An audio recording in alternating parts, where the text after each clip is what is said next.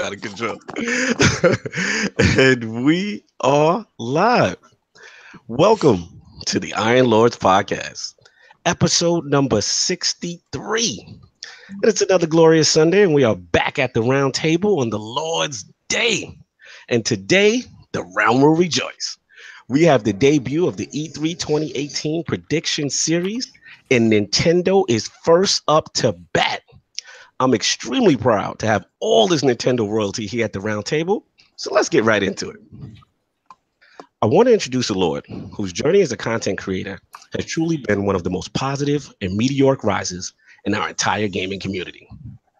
Whether it be his daily news wave, detailed tech breakdowns, or informative gaming analysis, all done with tremendous production values. Introducing the host of the Spawncast podcast and one of the most highly requested guests to be at the round table. Fellow Switch fan, fellow 49er fan, and the Lord of hardware soldering himself, making his long-awaited debut into the realm of the Lords. My man, Lord SpawnWave Media. How are you doing, sir? Good. That was an awesome intro. Thank you, sir. Thank you. It's a pleasure to have you, man. Huge fan. You're a Lord at what you do, so it's only right that we show you the proper respect at that round table, man. You ready today? Are you ready for that? Oh yeah, I'm ready. Thank you. Thank you for having me. No, man. Very humble that you came on. And of course, we have another one of my favorites in the realm. This young Lord is the originator of the movement.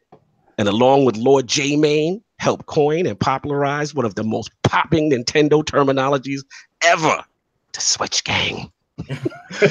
Low-key, one of the funniest content creators in the game, amazing developer interviews, and always has his finger on the pulse of the culture. Introducing the creator and host of the Press Start podcast, live from the 6 and making his return to the realm of the Lords. Look alive, my man, Lord Press Start Kofi. How you doing, sir? Yeah, it's good to be here. It's glad to be back. Shout out to the Iron Lords podcast, shout out to SpawnWave. Yeah, man, I'm ready to talk these topics, man. That intro, man, I can't top that, man. That's something I can never top. Ready. That's my job. So real quick, Lord Corey, before I go to the rest of the intro. As the originator of the Switch Gang, are we still allowed to call the Switch Gang? Are we retiring it? What's the new movement? I don't know. You know, it's been a little bit quiet out here for the Switch Gang. You know, we kind of put the bottles away. You know, we ain't cracking heads no more. No more bottles to the head. Yeah, we chilling. You know, we just enjoying our games right now, so we chilling. Yo, shout out to the crew, Press Start Podcast, J Main, Alex, Erica, the whole crew, no doubt. And of course, we have a Lord who is no stranger to the round table and who potentially is one of the greatest allies to the realm.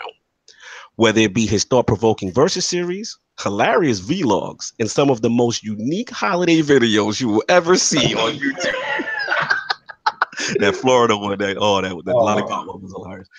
Introducing the creator and host of the potentially perfect YouTube channel, the Lord of the Chatterbox, and one of the illest YouTubers you'll ever see grace the guitar, making his return to the realm of the Lords. My man, Lord Dolapo. How you doing, sir? I'm well, thank you. Very excited. Very ready. Excited. All right. Ooh. And of course, we got our boy Lord Nicktendo. He might be joining us in progress, so don't sleep. He might be coming. Got some things going on. But of course, we got the 4 horsemen of gaming.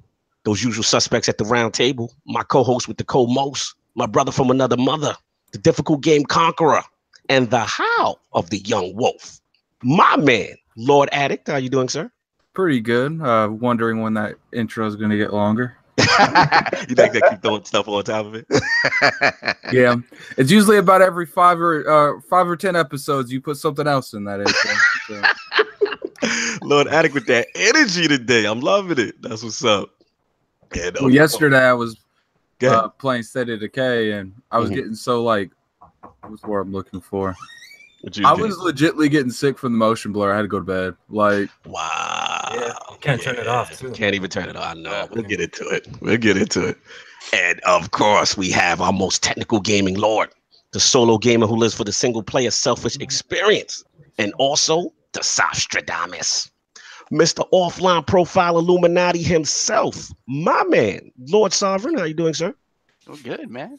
Great to be here. All this Nintendo love today. I know. I feel good. I feel like I got my squad against King I know. I feel surrounded by. I ain't gonna lie. I was a little sick this morning when I woke up, and I was like, "You contemplated whether you're gonna be here." I was like, it is Nintendo. You're not gonna miss me today. He's like, I could miss this one. No doubt. Feeling good, sir. Feeling good. And of course, we got the Incredible Hulk of this, aka the Excess Gamer. Ooh. The Lord of Combat Sports, who is a man of his convictions, demands nothing less than the premium experience, and is the Get Money Gamer. Ooh. Beloved Lord King, how you doing, sir? We're doing fantastic today. As y'all know from my tweets yesterday, Combat Sports was crazy. I'm not going to get into that today. So follow those Lord tweets Addict yesterday is mad happy right to now. Understand that. Well, that's nice. I don't bother. Kind of disappointed now. Whoa, Addict, I want you to turn your mic off. There's another thing that's in the community, and a good friend of mine, Tim Dog, we chop it up every once in a while, and he brought something to my attention, and it's been bothering me for a while, and I didn't know how to address it. We had a pillar in our community that I really didn't know personally, but a lot of people did know, and he was well loved in the community. A gaming addict, I believe, or addict. Xbox Addict. Yeah. He passed away, and what I've noticed is that we suffer in silence as gamers. We have different afflictions and stuff like that. Shout out to Zaire. Yes. I'm here with you in your struggle. I know you put out a video, and some people deal with their pain in different ways and different forms. But if that was like an outreach to anything, I'm here for you, brother, that you can reach out and you can talk. Our community is made up of diverse people. We have doctors, we have scientists, we have nutritionists, we have all types of things. We have health trainers, we have everything in our community. And if we actually reach out to one another, instead of putting our hate on tweets and stuff like that, and actually reach out for help, you never know, that guy that you're gaming with could be a nutritionist that can actually help you balance your diet, or or somebody that can help you with whatever. Maybe you're that person that can actually help somebody. So a lot of times these tweets and stuff that we do when we're going at each other about games and stuff, that's really a cry for help and attention. And maybe if you change it a little bit, it can actually benefit the community. What I want you to do today, if you have friends and stuff that you do talk to, everybody's dealing with something. Don't suffer alone. Got something going on. And reach out to your community. We are one. We all love this gaming, be it Nintendo, Xbox, PlayStation. One thing is one fact, and all three of those things, it's games. Absolutely, that's the common bond that brings together. I'm so glad you actually said that, Lord King, because like, shout out to Lord Zaire. Please, send him wishes as well as far as his recovery and everything that's going on with him. But at the end of the day, that common thread is games. That's what we all love to do. So we can all beef and have console wars and have fun with all that, but it's really not important. So at the end of the day, people's lives are going on right now. People got things going on. So thank you, Lord King, for dropping the knowledge. And of course, it is me, Shinobi Gaming Ninja himself, Lord Cognito, spreading that gaming realness in the ILP, not telling you what you want to hear, but what you need to hear. So before we get into what the Lords are playing, I want to actually give it back to Lord Sovereign for a special lordly announcement. What's up? Okay, so bear with me, because I'm not really good at organizing my thoughts, and not nearly as well as Cognito. So a while back, we got some feedback from some of you guys out there that said that you wanted to have other ways to support the podcast. We realized that you guys coming here every Sunday to listen to us and support us, it's actually mind-blowing to me, because I'm content to sit here with my boys and just talk gaming, because that's what we do, right? The fact that so many of you come here every Sunday to hear our foolishness, and the fact that we can put a smile on your faces, to us, it just blows us away, right? So we talked about what we would do in terms of figuring out a way to kind of incorporate more of you guys into the show, and at the same time do what we feel is the next logical step for ILP, which is improving it on all fronts, right? So we came up with a Patreon, and basically what it is it's just about us figuring out a way to get you guys more into what ILP is. Facts. Like giving you guys control of certain things, having fun with the funniest aspects of the show, and just basically growing ILP. And that would not be a possibility without you guys. Like the fact that you guys are here every single week is like I said, mind-boggling to us. And all we want to do is to improve that experience on all fronts. So basically, we're gonna launch a Patreon, and we're gonna do that today, right? And we're gonna do that in a few seconds. But the purpose of the Patreon is kind of twofold, right? What we want to do is, like I said, find ways to get you guys engaged in the show in funny ways and improve upon the show in that. And the second part about that whole thing is to improve the quality and the breadth of what we provide across the board, right? So as you guys have seen with our PAX coverage, with our upcoming E3 coverage, we're trying to be everywhere, right? And to that end, what we want to do is to be able to improve like our audio video quality, right, and things like that. And hopefully get some music intros and stuff like that. I may talk to my man Dolapo about that sort of stuff. With that intro, we definitely got to step that up. Yeah.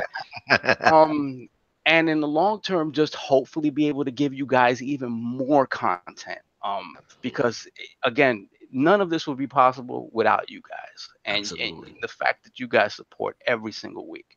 So we're gonna launch in a couple of seconds, and button's been pushed. I pushed it. Yeah, yo, you pushed it. So we're live. We are live.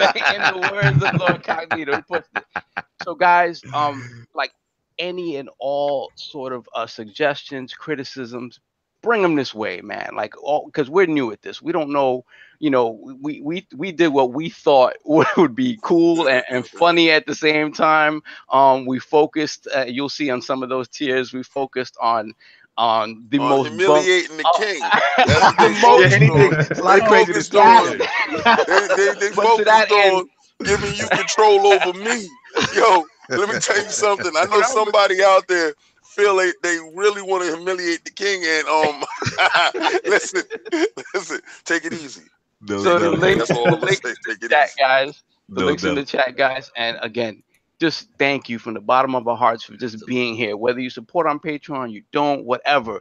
We're just glad you're here and you're willing to listen to us. And we just want to improve that experience across the board. Thank you. Thank you. What's up? Appreciate it, man. Yeah, he said it all. I mean, links in the description. It's up on Twitter and stuff like that. We're just trying to improve this thing, get better. Like I said, this is just an extension of our Saturdays from back in the day, just playing games together and having fun. No doubt. So we're going to get into what the Lords are playing. Let's actually start with our guest, Lord SpawnWave. What have you been actually playing this week? What games? Okay. I actually started playing the Onrush beta on the PS4. Nice. I liked that. That's pretty fun. There's a couple games we're reviewing that I think are under embargo now, so I'll leave those out. But then, I picked up Hyrule Warriors Definitive Edition yesterday. Ooh, nice. I tried it on the Wii U. I just couldn't get into it. Honestly, a lot of games on the Wii U I couldn't get into. So I figure I'll give it another shot. I think this has like all the DLC and stuff. So I'll give it another shot. So been trying that out too. Cool selection, nice diverse selection of games. Real cool. Lord Kofi, what have you been playing this week besides BG and everything? Yeah, so I finally did end up playing BG. So I'm retiring certain games. Marvel vs. Capcom Infinite trash. That's installed.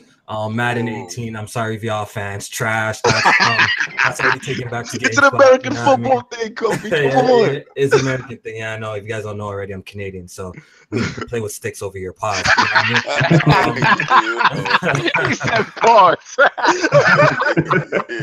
so besides that, I've been playing Ni no Kuni 2. I'm really enjoying that. Halfway in chapter 4 right now. I'm gonna try and finish it this long weekend. If I can, I'm gonna try and binge it. I've been playing Donkey Kong Tropical Freeze. I also picked up Hyrule Warriors, but I don't think I'm gonna open it. You know, I think I just bought it for collection purposes, though. Oh, you becoming like it's like you can come and collect that, yo, that has become a very sad thing in our community, bro. You know, I play a little bit of Street Fighter 5. What else? And that's pretty much it. All I've been playing of recently. So no doubt. And of course, Lord Dolapo, whatever you been got a chance to play this week, man. Well, I was finally able to get like a dedicated tower PC because I used to have an all-in-one. RIP that. So now I'm actually able to play PC games. Like, oh, thank God, yo, all-in-one died. Thank God. Now I can get on your show. Yeah, right. I've been able to play games, and you know, recently, like, it's just so amazing. I don't know that I can go back, guys. It's a hassle though, like getting it all together. But once you get it all together, I'm telling you, it's there's nothing like it. And so I've been going back. There's this Kickstarter game, Wizard of Legend. That one's really cool. It was like a little 8-bit or 16-bit thing, but that was really cool. And then just I've been trying PUBG. As someone who started off in Fortnite, I can't do it. I'm just like, oh, they're shooting me. Where's my building? I can't build nothing. Makes you freak out. It's crazy. Yeah, that's been awesome. No doubt, man. That's what's up. Nice little games going on right there. Lord Addict, what's been going on with you, man? What you been playing? Well, I've been playing Final Fantasy VII, realizing how much Square Enix is gonna mess this game up. I've been playing State of Decay 2. Oh yeah, I forgot about that too. Nice. Yeah, well, everybody. And then I ain't gonna lie, I'm gonna take a minute to take a moment of silence to realize that Kingdom Hearts 3 wasn't an actual dream. It was actually real. Because now it's looking like this game isn't an April Fool's joke. Is it starting to sink in now? I honestly think it's coming out this year, like low-key. Okay. All right, no doubt. That's what's up. Lord Sovereign, what do you get a chance to play this week? Oh yeah, so after finally just getting through this Patreon stuff, I can sit down and play it. I got that platinum. I saw that platinum in God of War. Very proud. Only my second PlayStation platinum next to the Order 1886. So that was that. I played some more Donkey Kong Country Tropical Freeze. That game is fantastic. Like every single stage is different. Like and they it was fantastic mechanics on the Wii U. Yeah, but I missed it there. I missed it there. Yeah, y'all switched up guys, boy. Ooh, and on the Switch, I had to pick up, and Lord Cog will know about this. I picked up Baseball Stars. Wow, nice. Yeah, Cognito knows. Like, if there were two things we did after school. When we were in like elementary and junior high school, we'd either go play Double Dragon, we'd go to the Wiz. Nobody beats the Wiz. And back in the day, and we played Neo Geo until they kicked us out of the store. So, and the game they always had. Yeah, only Lord King could afford it back then. So, and Cognito made me buy that stupid game. Baseball Stars. It's fantastic. You need to try it. $250 for that cartridge. Oh my God, yo! Shout out real quick. Shout out to interrupt. Shout out to the chat already. Lord Spoonman, Jerry Tone. Thank you for the patronage already in the Patreon.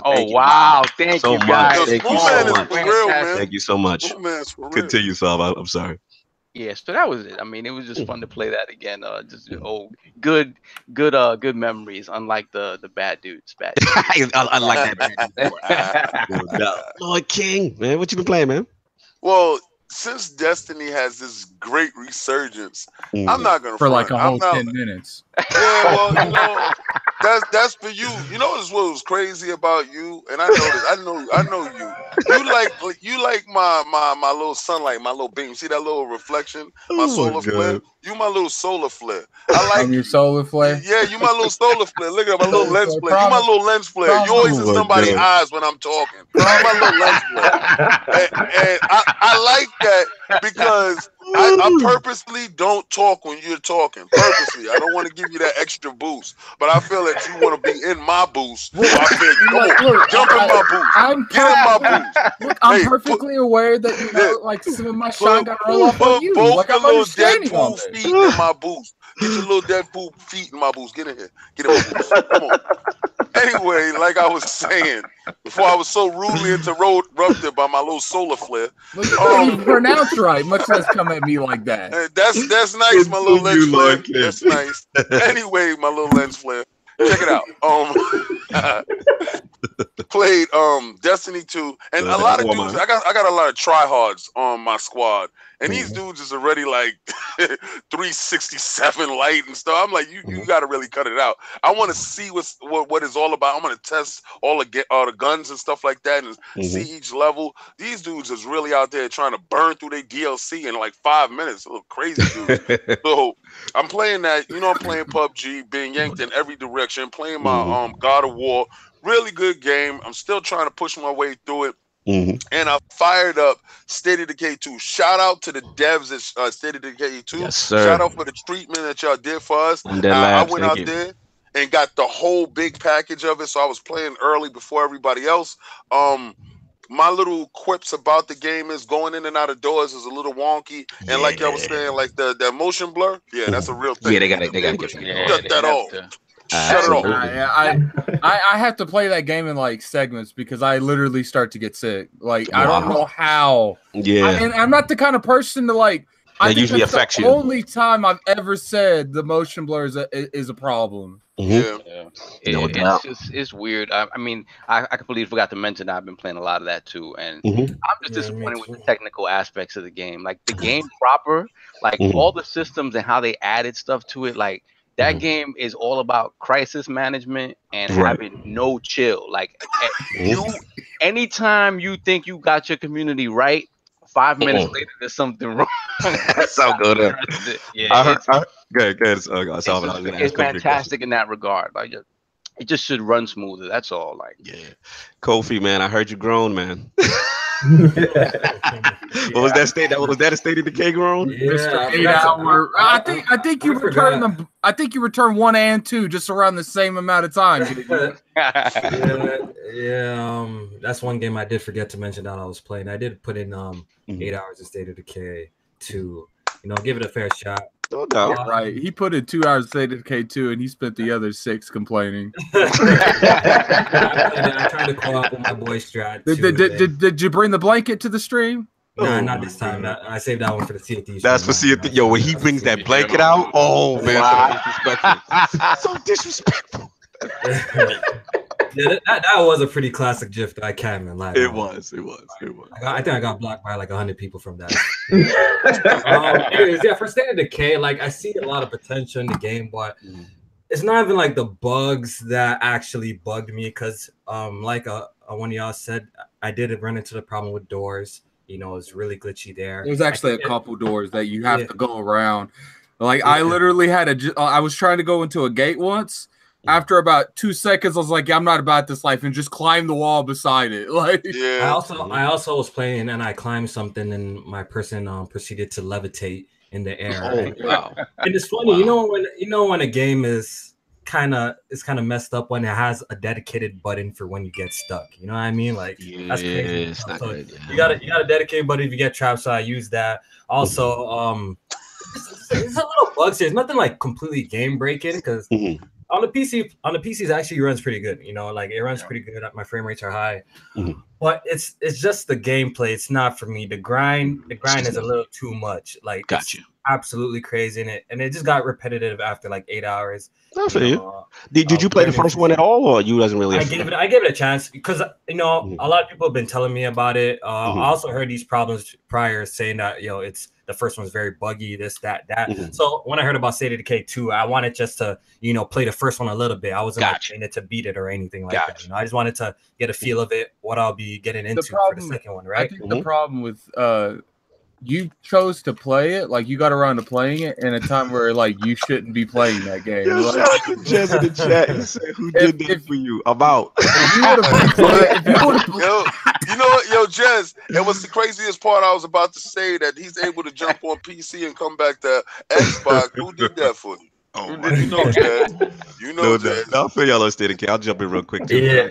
I'm sorry, finish up, Kofi, then I'll jump in. Yeah, but overall, like what really bothered me about the game was it's just the repetitiveness of the game. You know, the grind is a little too much, and the combat of the game is okay. Like, look, every game pretty much has you doing like the same thing over and over if you really think about it, right? Right. Yeah. It's absolutely. just if what you're doing fun, you know, that's the question that you got to ask. They got to make games like this really solid when it comes to the gameplay department, like the gunplay and stuff like that. And I thought this one was it wasn't like terrible. It was just okay. So like after 8 hours, I thought I was done. I hit up Microsoft, asked for that refund, and they gave it to me. God bless Microsoft and the customer support, because they're honestly spectacular. I think they need to be commended, man. Oh, I always pull up to them, ask for a refund. Well, you always pulling up for refunds? That's how he get his best. They give me no trouble. They give me no trouble. They're so kind. Like, you know how people tell you actually to like do surveys and all that shit? For Microsoft, I'm gonna actually pull up and do a survey for them and give them 5 stars because they're honestly amazing. And whoever deals with me needs a promotion because they've been blessing me, and I'm really happy. I paid $67 for State of K Ultimate Edition. I got it all back. Played 8 hours of it. I don't know. Maybe when it comes out Steam, I might give it a go. If it does, I think I'm done. It's not for me though. I mean, the gameplay doesn't suit you. It's not gonna ever change. Like that's that loop has it. I agree. Yeah, jumping right quick and then I'll finish off to what we playing. Same thing. State of Decay. Shout out to what Dealer Gaming, Co Eastwood, Lord Sinister got a chance to test out the co-op. The actually surprised the tethering wasn't that bad. So I actually had fun with it. We did encounter some wonk and some jank. You know what I'm saying? He pulled up in his van and they parked it outside, and it looked like a pile of scrap parts on my screen. So I didn't know what was going on there, but you know what I'm saying? But at least the tethering wasn't the issue, so we still gonna mess that up. As far as the Switch, I actually picked up my first Banner Saga game.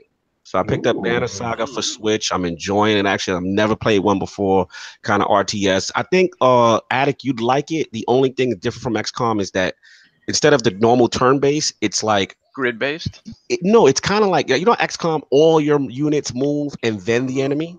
With Banners, it's you move one unit, they move the next unit, like back and forth. So it's a unique kind of take on RTS, but I like it. The cinematics are pretty cool. Trying to just get into this story and stuff and shout out to Appnormal Games. They hit me with a review copy for Stay, and that's it's an indie title on the Xbox right now, also on Steam.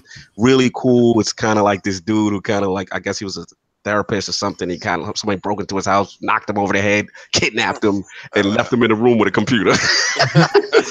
So basically, you're his only person that you can actually communicate with. So it's kind of like a psychological thriller. He's trying to earn your trust. You're trying to help him get out. And the unique mechanic of the game, why it's called Stay, is anytime that you don't play the game actually tracks that, and that affects his mood and all his emotional states.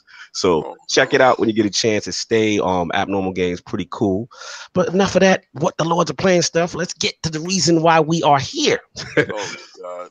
E3 2018 Prediction Series. Nintendo's in the building. We've got the Switch Gang family meeting. We got all the powerful royalty of Nintendo here. So we're going to start talking about what's going on. So basically, we're going to start it off with the statement. I just want to point out something. Kofi tried to tell me he ain't a Nintendo dude.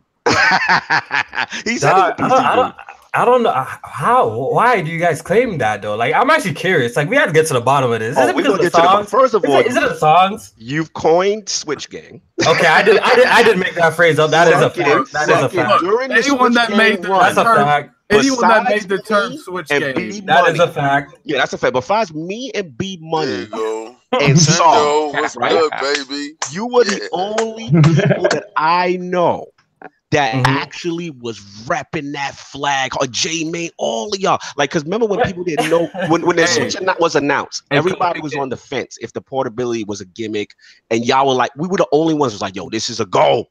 And look, it's only common. Look, for me, before the whole Switch thing came out, there was rumors of it being like a a portable console. As soon as I heard portable, I already knew this shit was gonna take off. You know, I had plenty bets with people. I had a bet with BG. He's gonna be throwing out the PS4 out the window real soon. I just gotta add that in. So he took an L there, though. Shout out to BG though. You know he's gonna finesse that. Yeah, but like it's just gonna have like 100 matches.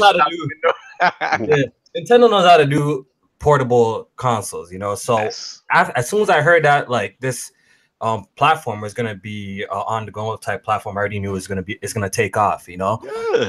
So there's that. The whole Switch gang, how it started, yo. After watching the reveal, then I'm like, yo, where's Switch gang at? Then, you know, it started. It was like a snowball. It was a snowball effect. Then after that, everyone like people started hashing the Switch gang. Then Erica came. I'm like, yo, you know what, yo. You know, it'd be funny if I did like a little bit of a parody song. That's where the whole Switch gang. Shout out to Fame too. He was talking about flags. So I just compiled all these jokes into one thing. Made a stupid little parody song. I love the song. It took off from there. Then it got even worse when I put Omega on it. Shout out to Omega, man. Shout out to Omega. On the second. What's up? Are you collecting all the games to the other platforms you have, or is that just the Switch? I think I almost have 300 games on Steam. You guys already know I play a lot of games on PlayStation, even the Xbox. I pretty much buy every single Xbox game. Yeah, you refunded in 4 hours. Nah. Wait, you are the originator. So you're not I've only refunded. Let's get it right, Game Addict. I only refunded 2 Xbox games ever, and I bought one back. Forza Motorsport 7. That's not in my story. I bought that back, and I refunded State of Decay. After that, I bought Record Beat It. I beat Voodoo Vince. I beat Forza Horizon 3. I got a lot of hours in that, and my driver level. I didn't beat Forza Motorsport 5, but I have a shit ton of hours in that. You know what I mean? Like I play all these games, man. I play all these games. This is what I do, man. No doubt. Yo, real quick before we jump off in the first topic, we got royalties in the building. Is that Lord Nicktendo? Is your mic's good? Are you up there? Are you in the building? Wow, man. He's like, yo, you acknowledge me. No doubt. Last but certainly not least, in our hearts, the Lord is one of the hot up and comers in the game. I'm back, baby. All right, His intro real quick. All right, we good. Sorry, man. The mic was all right. I got the intro, bro. I got that right now. Happened to me too. Let's go. No doubt. It's one of the up and comers in the game. His dedication to the brand is evident in everything he does, from his balanced opinion pieces, Nindy Showcase series, and his competitive late night streams. There's too many red people on this podcast right now. I'm getting creator and host of the Nicktendo Direct channel, the designer behind some of the best thumbnails on YouTube, and the only Lord to ever get his kids on Nintendo Labo on camera. Wow. Welcoming to the realm of the Lords, my man, Lord Nicktendo Direct. How you doing, sir? Man, I'm doing good. Man, I was fighting that church traffic, man. I was getting frustrated. Man. Oh my gosh. Thank you for making it, man. I appreciate it, man. So we're gonna get into it, man. We've been talking rambling long enough, but yeah. So basically, what's been going on in the year Nintendo? Obviously, it's the state of Nintendo 2018. We've seen they've had a new president. You know, it's kind of from that younger Famicom days, new blood, and obviously we got the online infrastructure announcement and pricing and stuff like that. We also heard about Virtual Console being dead and a whole bunch of leaks in Fresh, shut up, King. Famous franchises being trademarked. So so basically, I want to start with let's start with Lord SpawnWave. Like, how do we feel about the Switch momentum coming into E3?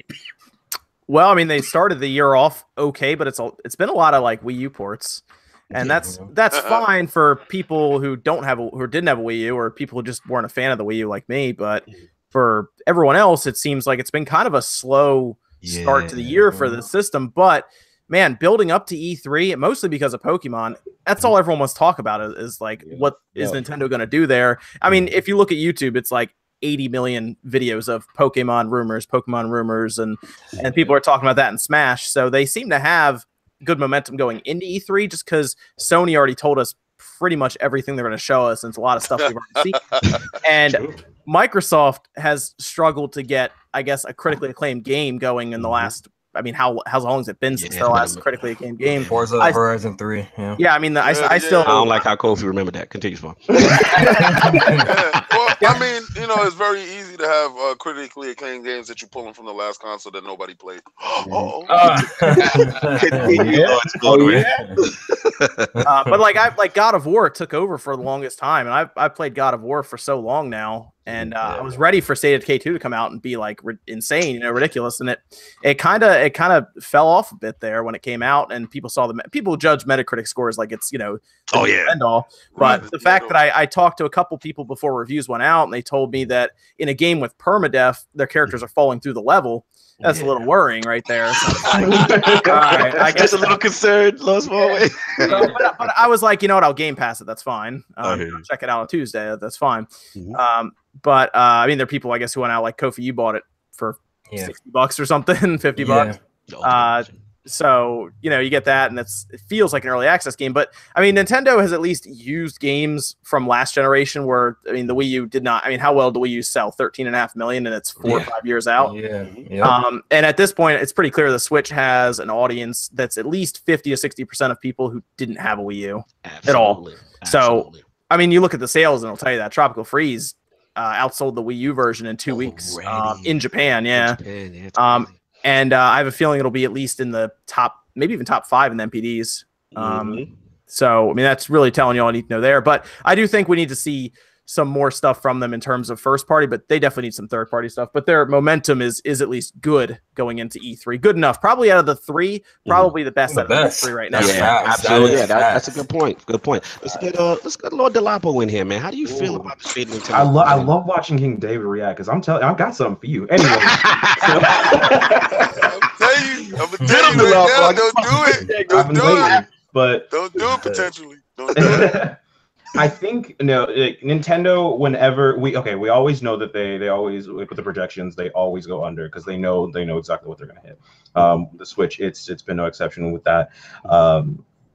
All I know is that going into this, there's going to be something. There's going to be something. It's all about the discussion when it comes to E3. What people are talking about after, before. They've already got people's ears right now before E3.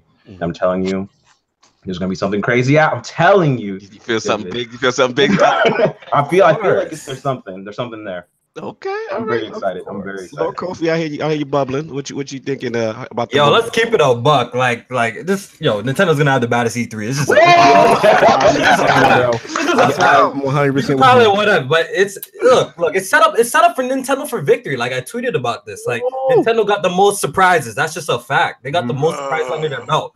As right now, man. They already know Sony's gonna come out. They're gonna show Death Stranding. Obviously, it's gonna look fantastic. They're gonna show.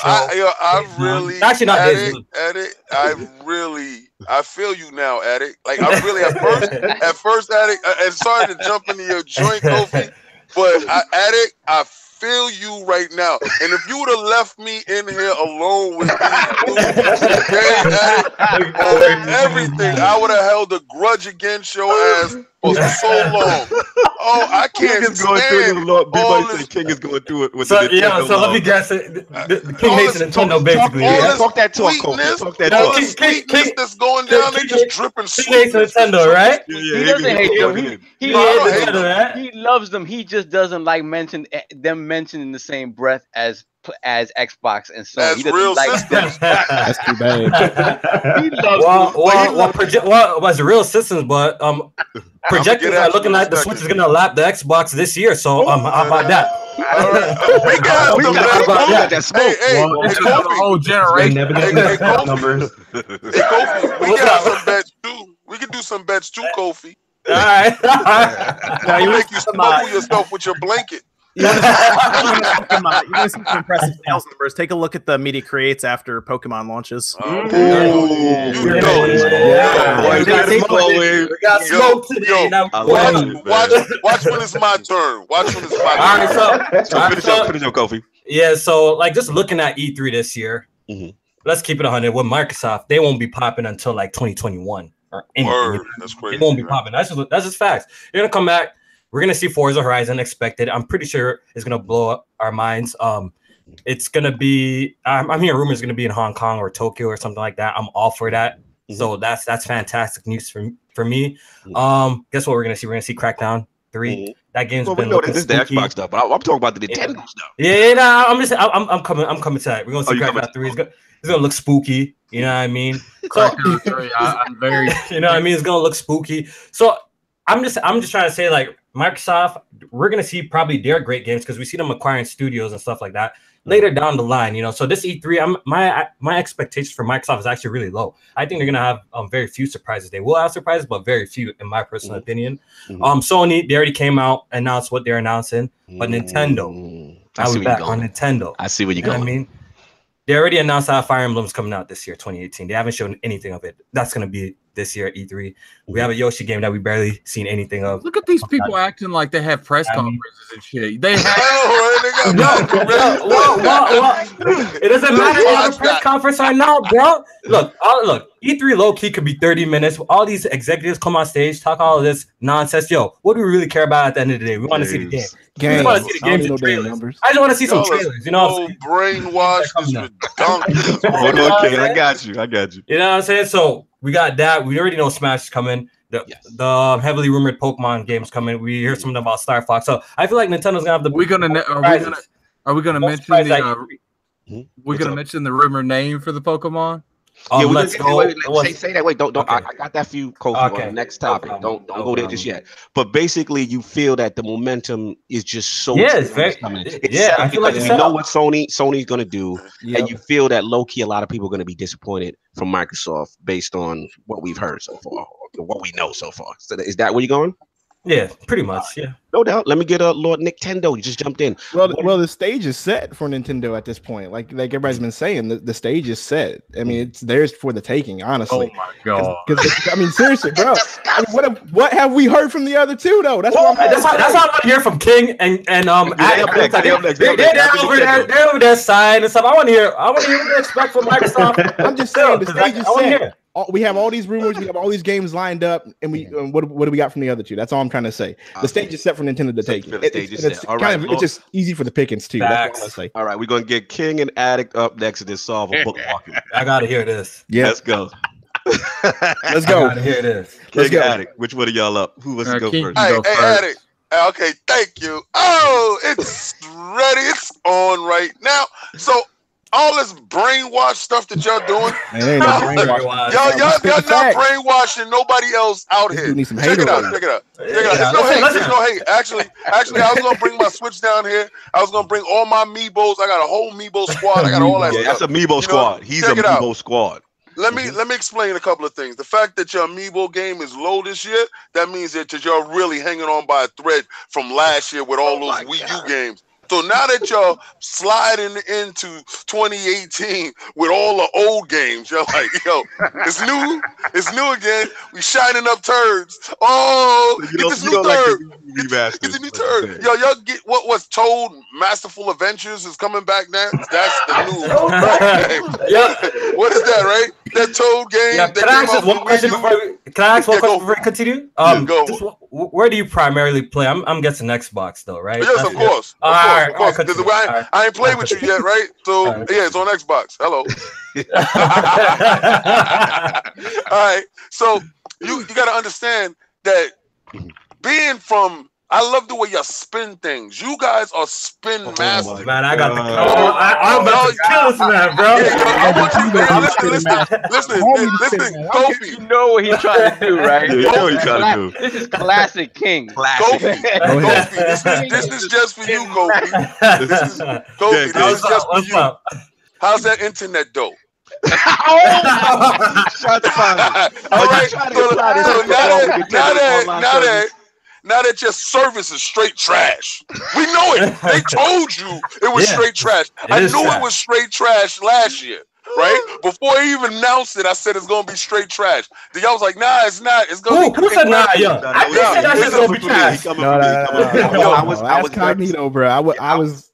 Yeah, me, Nicktendo. We were very hopeful. We were trying to and go check out what this I did with me and Salty. Check out what we talked about. Yes. I was not for it. Okay, cool. I'm glad that you're not for it because I knew it was going to be garbage. So the fact that it's official garbage now is official garbage, and you going to pay that money for the official garbage. Check this out. Here's how they going next to you. Here it is. Here it is. All right. So they said, okay, we spun that garbage. Now let's get them on for the next trash. All right. So I heard all y'all talk about, we got the Zelda Hyrule Warriors that was already out on something else. If Xbox and with no advancements in graphics, like it's no advancements. If I go on your Twitter page, am I gonna see any retweets from Larry Herb talking about backwards compatible games? Because y'all Xbox some backwards every week. Y'all some old ass y'all dropped 2 games this year, and they're both under 69. So, all right, so you want to talk about new games? What we got? Mario Tennis coming. So what's up, Kofi? Let's go. Let's do this. Kofi. You know the difference? Kofi. What's the difference between these backwards compatible games that y'all hyping? Let's hear it. Check it out. Let's check it out. You know what the difference is? Free. Oh! Kofi! You paid for that tropical free. You was like, let me pay the extra money for that out of here. Bro, there's like 15 or there's like there's under 20 enhanced 360. You waiting. You right now waiting for old games. That's enough for that. That's enough. You're not. So King, basically what you're trying to say is that because of the fact that the Wii U games are being brought back out, but at a premium price point, as a they're paying the full price or more. They're paying the Switch tax. He got Switch tax. Like when it came out for the Wii U, it was like $39.50. Now they're like $69.95. I'm like, what? All right. So listen. Now that we got past that, your internet is straight garbage, right? So they said, all right, these are the games that y'all gonna be looking forward to. All y'all talk about is hope. Y'all got Jesse Jackson running your promos. Your joint is all about. I hear what you're going. But my thing, we can't debate. We can't dispute the actual sales success of these titles being put out. So like a game like a Mario Kart and stuff that all these games that kind of almost 10 million, remastered on the Wii are showing tremendous success. Like even like SpawnWave was saying about what was it, the Donkey Kong Country? I mean, you got a bunch of people like Kofi buying it, and putting it on the shelf, not even opening it. So So how do you know that's a bunch of people though? But bunch of people. I'm a collector. I'm a collector. Mario Country game, man. All I need to see is one. Finish your thing. We get Addict. Yeah, you admitted to your crime. All right, so don't sit here and try to back off your crime. Your crime is collective. I feel. You know why you can't return none of that stuff? Because Nintendo said, "Once you brought it, that's it. You buy it, you open it, go. That's it. We don't want it back. That's yours." Right? So Microsoft say, "Yo, you can try it. You can tell." Yeah. Microsoft was like, "Yo," but nobody did call about State of Decay. I was like, "Yeah, this is a common issue. Yo, we're getting a lot of returns out here. So come on, this is common. Yo, just take your money back." Because they know they should trash too. You didn't even open your game. You didn't even open it. You said, "I know it's trash. I'm not even gonna open it. I'm just gonna collect it." So that's what you got on the state of Nintendo. No, I like Nintendo. I like what's gonna come forward for the stuff. But all that junk aside, all that my fanboyism with Microsoft aside, what I'm looking forward to is I really want a real Pokemon game, like a Pokemon Go type of game with my Switch that could actually take my Switch outside and go. We're gonna get into that. We're gonna get it. Save that part. All right, say that part. Also, I'm looking forward to what they're gonna talk about. I'm a real Metroid fan. I brought my Switch for original titles. All right, so when you hear me talk about the fact that I'm not liking the games that came out before, and they keep on reskinning these games, talking about here's all the DLC and here's these games. It's not making me go out and purchase. Fighting for you because you were a guy. Let's give the context right for SpawnWave and everybody. Like King was a Wii U supporter. Like he went hard. So at the end of the day, I can understand his perspective.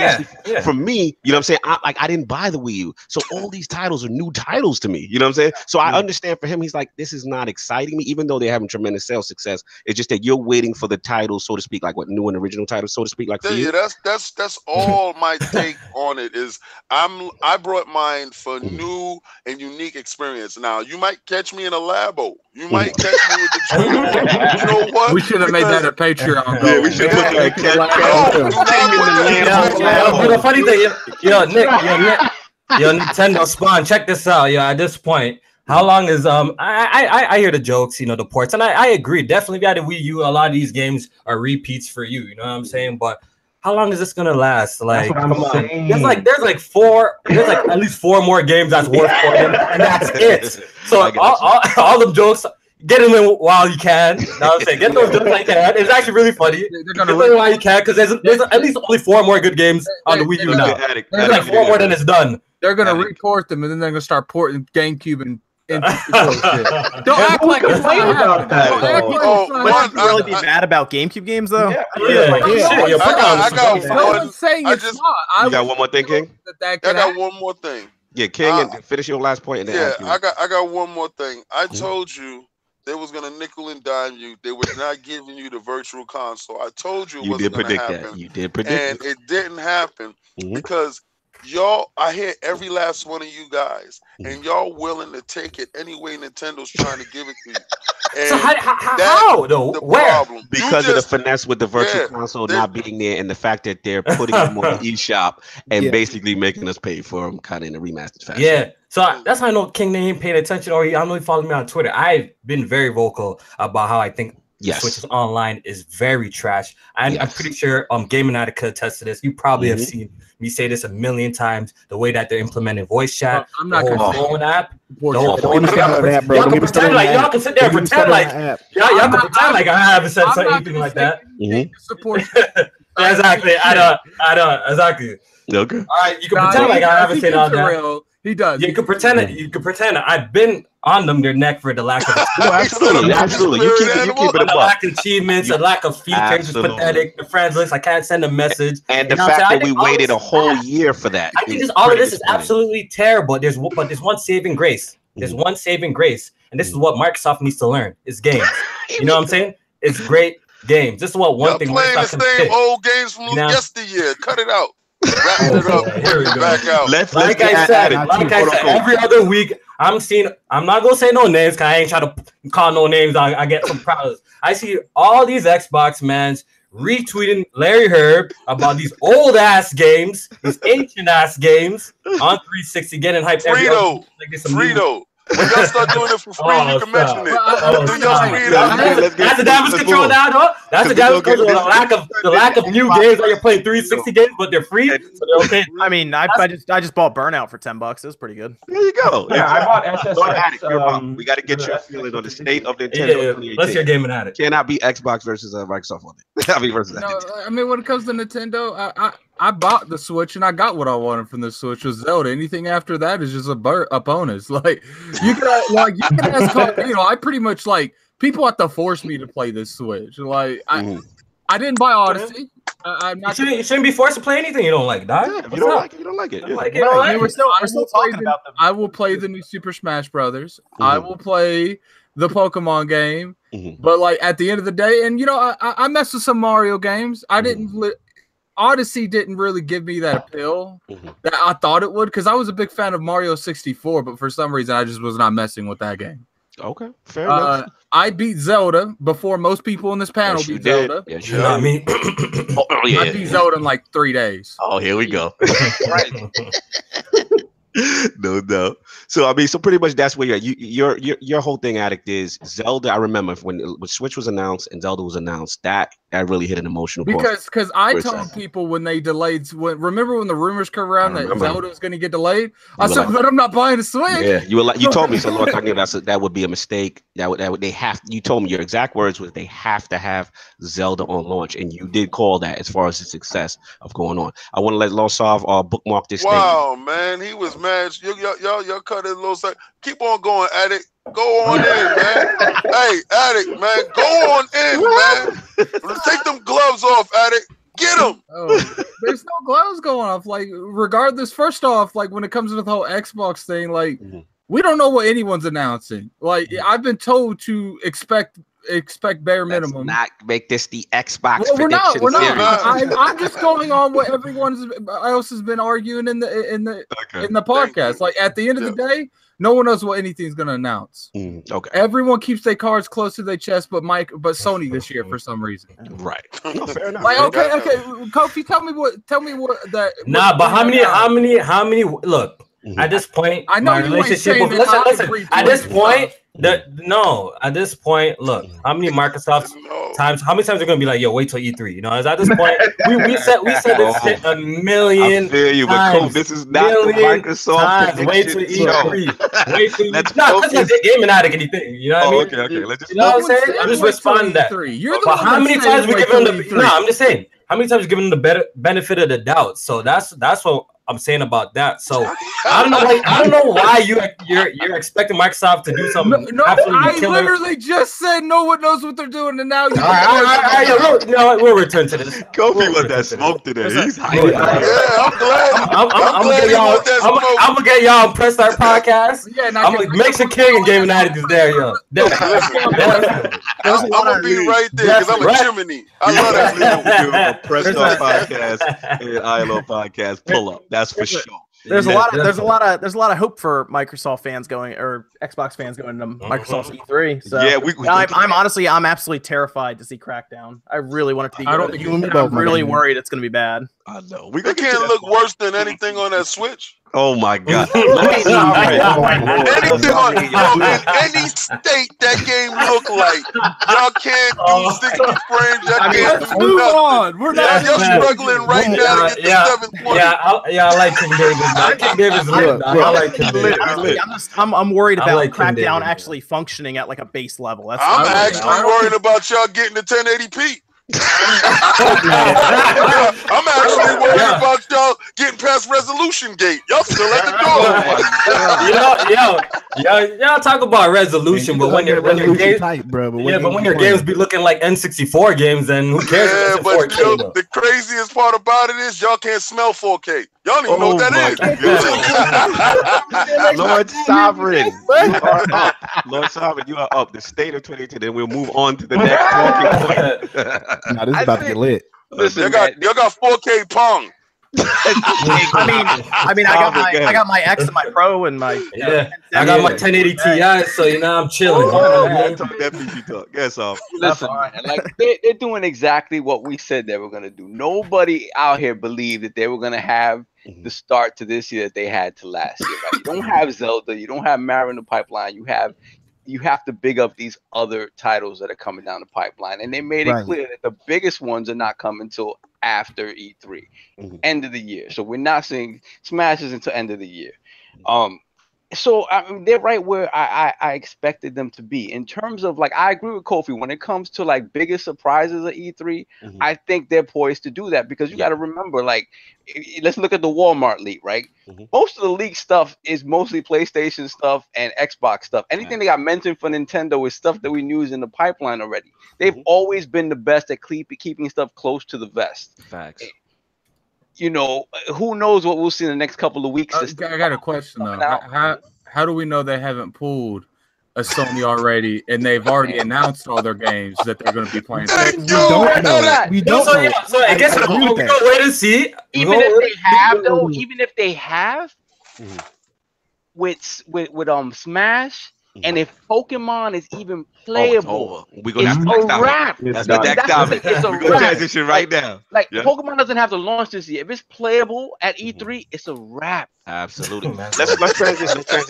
All right. So obviously we know that there's been there's heavy rumors right now about 2 Pokemon Let's Go titles, like the Eevee and the Pikachu. If it's like Pokemon Go, I'll pass. Well, that's what the rumors are, you know, and there's supposed to be actually full remakes of Pokemon Yellow and heavily integrated with the current Pokemon Go, which may, you know, the one that not the AR one. But so again, the rumors that at the end of May, we're getting close to the end of May. So I want to get Lord SpawnWave actually and potentially perfect in it as far as like, what do we feel about these rumors and the impact that these titles go? So let's start with Lord SpawnWave. What do you feel about these Pokemon Go rumors?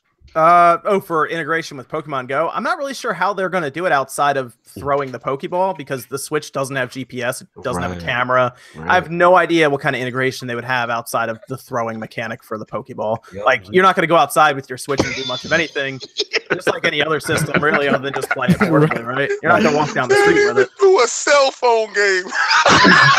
Shut up, King. Continue, Lord SpawnWave. Man, how do we mute this dude? Yo, King is lit. He lit. I like that. Good. Continue, LordSovILP. But you're not gonna do any of that stuff on the Switch. I feel like the integration might be some of the mechanics with that. Maybe they can share special events that they do throughout the year. Maybe if you sign into one and then the other, you get something. That's all I could really think of between them, really. And if they are going back to, if they're doing remakes of Yellow and everything, like people are talking, it's for old people like me and some of us here on the panel. That's why Pokemon Go like took over for like what, a month, where people were in the street with their phones and stuff, and they made an obscene amount of money. So they probably looked at that and said, you know what, we'll do that with the Switch. We'll sell probably 6 million Switches in a month just doing this. And then they're gonna pretty much take over probably November with that if it comes out, just because it's for old people like us. So I have a question, because I haven't kept up completely with this Pokemon Go fiasco, because the moment I was told it was Go, the rumor is Pokemon Let's Go. That's what they're talking about. Is it not the standard Pokemon game? Listen. This is what I'm gonna give you guys my predictions real quick. Look, they already came out and said it's going to be a traditional RPG. They already came out. That's recorded. That's documented. Yes. They said it's going to be a traditional core Pokemon RPG. The whole people are freaking out because they said catching. There's a little line in the leak says, or the rumor, catching Pokemon will be like in Go. You know what I mean? So that got people absolutely freaking out. And it does sound spooky, but like SpawnWave says, the Switch doesn't have a camera. It doesn't have GPS. It's not going to do none of that AR stuff. I think the integration is, if you have played a Pokemon game before, after you weaken a Pokemon after a battle or whatever, you paralyze them, you put them to sleep or whatever. I think when you're actually throwing the Pokemon, instead of just selecting they're probably going to do like some sort of stupid like mini game or like that, just like in Pokemon Go. That's how I feel like the integration is going to be like. So I think some people are freaking out for no reason. It's rumored to take place in Kanto. Remake of Yellow, so it seems pretty interesting. We won't see how it turned out though. Shout out to Brap in the chat. He's saying that Backpack Cattell from MPD said that Pokemon could drive the multiple in-home purchases. So do we feel that impact is from a buying standpoint of people getting multiple Switches in the same home? Will Pokemon have that kind of impact? I want to bring it back to SpawnWave for a second, because he was jumping in on this point. Do you think they would have that kind of impact? Yeah. When I was I used to work at several retail stores, and I would sell one family 4 3DSs or 4 2DSs, and I would sell, I'm not kidding, 8 copies of Pokemon. Wow. Are you serious? They would seriously drop like $600-700. Yeah, buy 2 versions. You buy both versions. Yeah, that's right. Me. Like, I'm completely new to Pokemon, so this is gonna be something to do. Do you ever pay attention to any of the Pokemon sales like prior to this, like with 3DS and everything? They're ridiculous. It's ridiculous. We're talking like 15 million by like January or February for both together. Damn, I think that's outsold Gears of War. Damn, jeez. Pokemon, Kofi, would you stop? Y'all now. Pokemon outsold. Got y'all.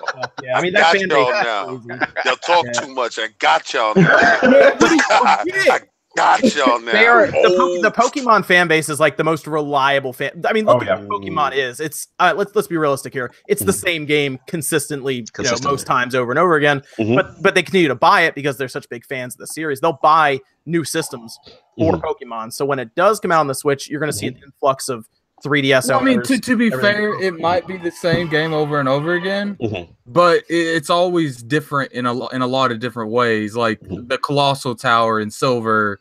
I mean, they always put stuff. I mean, remember in Johto, Silver and Gold, they were literally just going to have Johto as a region. And the lead designer, he said he had to argue with them for like ever, and they finally let him put Kanto in the game. Like they're always doing stuff to drastically change the game, but it's got the same gameplay mechanics. Yeah, it has the same like battle system and everything. Like they mentioned that it might change the battle system, and people lost their mind. Yeah, I don't think I'll be messing with it. They changed the battle system. I think a lot of people would be upset if they gimp it or make it even more simpler than it already is. You know what it is. If it's a standard, Pokemon game to where I do the gyms, I have that online multiplayer that I want.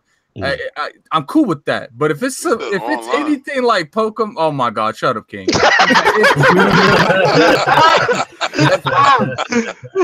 The one thing I've heard about this new Pokemon game is they're actually going to use the online at least decently well compared to the old 3DS versions. Well, I thought they were. But wait. You talk about like online in terms of the app?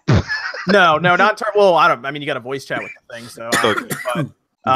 It's they're going to probably do some things with online. I was thinking events, or who knows. I mean, people were thinking it was going to be a full on like MMO or something. But I do have for people who are curious, I did see some people in the chat. The sales numbers from Nintendo's Japan IR site for their investors: Pokemon X and Y, 16.2 million units. Wow. Pokemon Sun and Moon. And the funny part about it is these Pokemon games take a fraction of the cost to make these big AAA titles make, and they make more money. And doesn't the new president also have some type of connection to Pokemon as well? Yes. Yeah. Right. Yep. So let's get Lord Dolapo with him, man. What do you feel about the impact of Pokemon? Also with these 2 rumored titles announced: the Pokemon Let's Go Eevee, Pokemon Let's Go Pikachu. As someone who's I'm a huge Pokemon person. Like in my desk right now, it's like mountains of Pokemon cards. Like I go in on Pokemon, and I'm gonna tell you right now, it does not matter what they call these games. That's what I mean. They could call it Pokemon crap and garbage. People would be like, crap and garbage. It's I mean, so as far as that goes, as far as the nomenclature, people getting upset about that, it doesn't matter. They're still not buying. So we shouldn't be worried about the names. As far as the quality of the games, no. I think for the development time, though, I think people need to scale back their expectations of what this game is going to be, what it's going to look like. I think it's going to be very much like the 3DS. Yeah, I think it's going to look a lot like that. Y'all not going to give like that? You think it's just going to be like a remake? I think it's an HD3, like an HD 3DS engine. I think that's what it's going to be. But the reason Nintendo they spent so long making these models for these Pokemons. I don't think that they're doing that all over again. I think they're just gonna HD everything like the 3DS version. That's why I'm to be honest with you. I just want the game to look like the newer ones. Like it don't even have to look any different than that's that. Fine. Like, those look fine. Yeah, finish up, Lord Dolapo. I'm sorry. Yeah, but I think the beautiful thing about what this new title could bring is that it really does. I know a lot of people will get upset when you say this, but it appeals to a lot of people. And the idea that the leaks do, I mean. So number one, if you say it's going back to Kanto, you've already got sign me up. Yeah, the OGs. Yeah, you got me. That's for sure. You got the me. OGs right there. That's what's you got up. the newer the Pokemon fans with the elements of Pokemon Sun and Go, such as like the ride of Pokemon. If you're not part of the Pokemon fan base, you really won't realize like how important those were and how big a deal those actually were. Yeah, this is new for me. Because of things like HMs and that kind of thing. So it really does have a broad appeal, and the fact that it's Eevee and Pikachu in the leak, people love Eevee. people go crazy for the Eevee evolution. When we have when this game comes out, we're gonna have to have some Iron Lords face each other. And I've never played a Pokemon game, so this will literally be my first experience. So I'm just with them. I played every Pokemon game, but the last one. We're talking like 100 to 200 hours in every one of them. Do you guys want to know why they're having this Pokemon Go integration? If you look at the revenue that Pokemon Go has made, it makes really a lot of sense from their perspective. Pokemon Go in its first 3 months, $600 million in revenue. Wow, that's insane. Dang. Lord Nicktendo, man, what do you feel? Pokemon, what's going on? Look, this has been the first Pokemon. This will be the first Pokemon that I played in a long time. I think the last one I played was on the Game Boy Advance. I can't remember which one it was. So it's been a long time since I played. So like he said, the rumors that they're going back to Kanto, like that really hit home with me. So that's what really has me jumping on. I'm just like, man, I get to go back to how it used to be when I was a kid. And so, I mean, as far as the whole Pokemon Go integration, like I gotta agree with Kofi. I don't think it's going to be anything too crazy other than they're just going to utilize the motion controls to throw the Pokeballs or things like that. I don't think it's gonna be anything too crazy. As far as the title, I'm pretty sure they're just banking off the success of Pokemon Go. Like if you hear Let's Go and you hear Pokemon Go, it's a sensation. So they're just banking off that. That's what I think about it, honestly. But yeah, I'm not too worried about it. The game's going to do well, and I'm pretty sure if it goes back to Kanto, I'll be in. I'm all in already. No doubt. LordSov and Lord King will wrap this thing.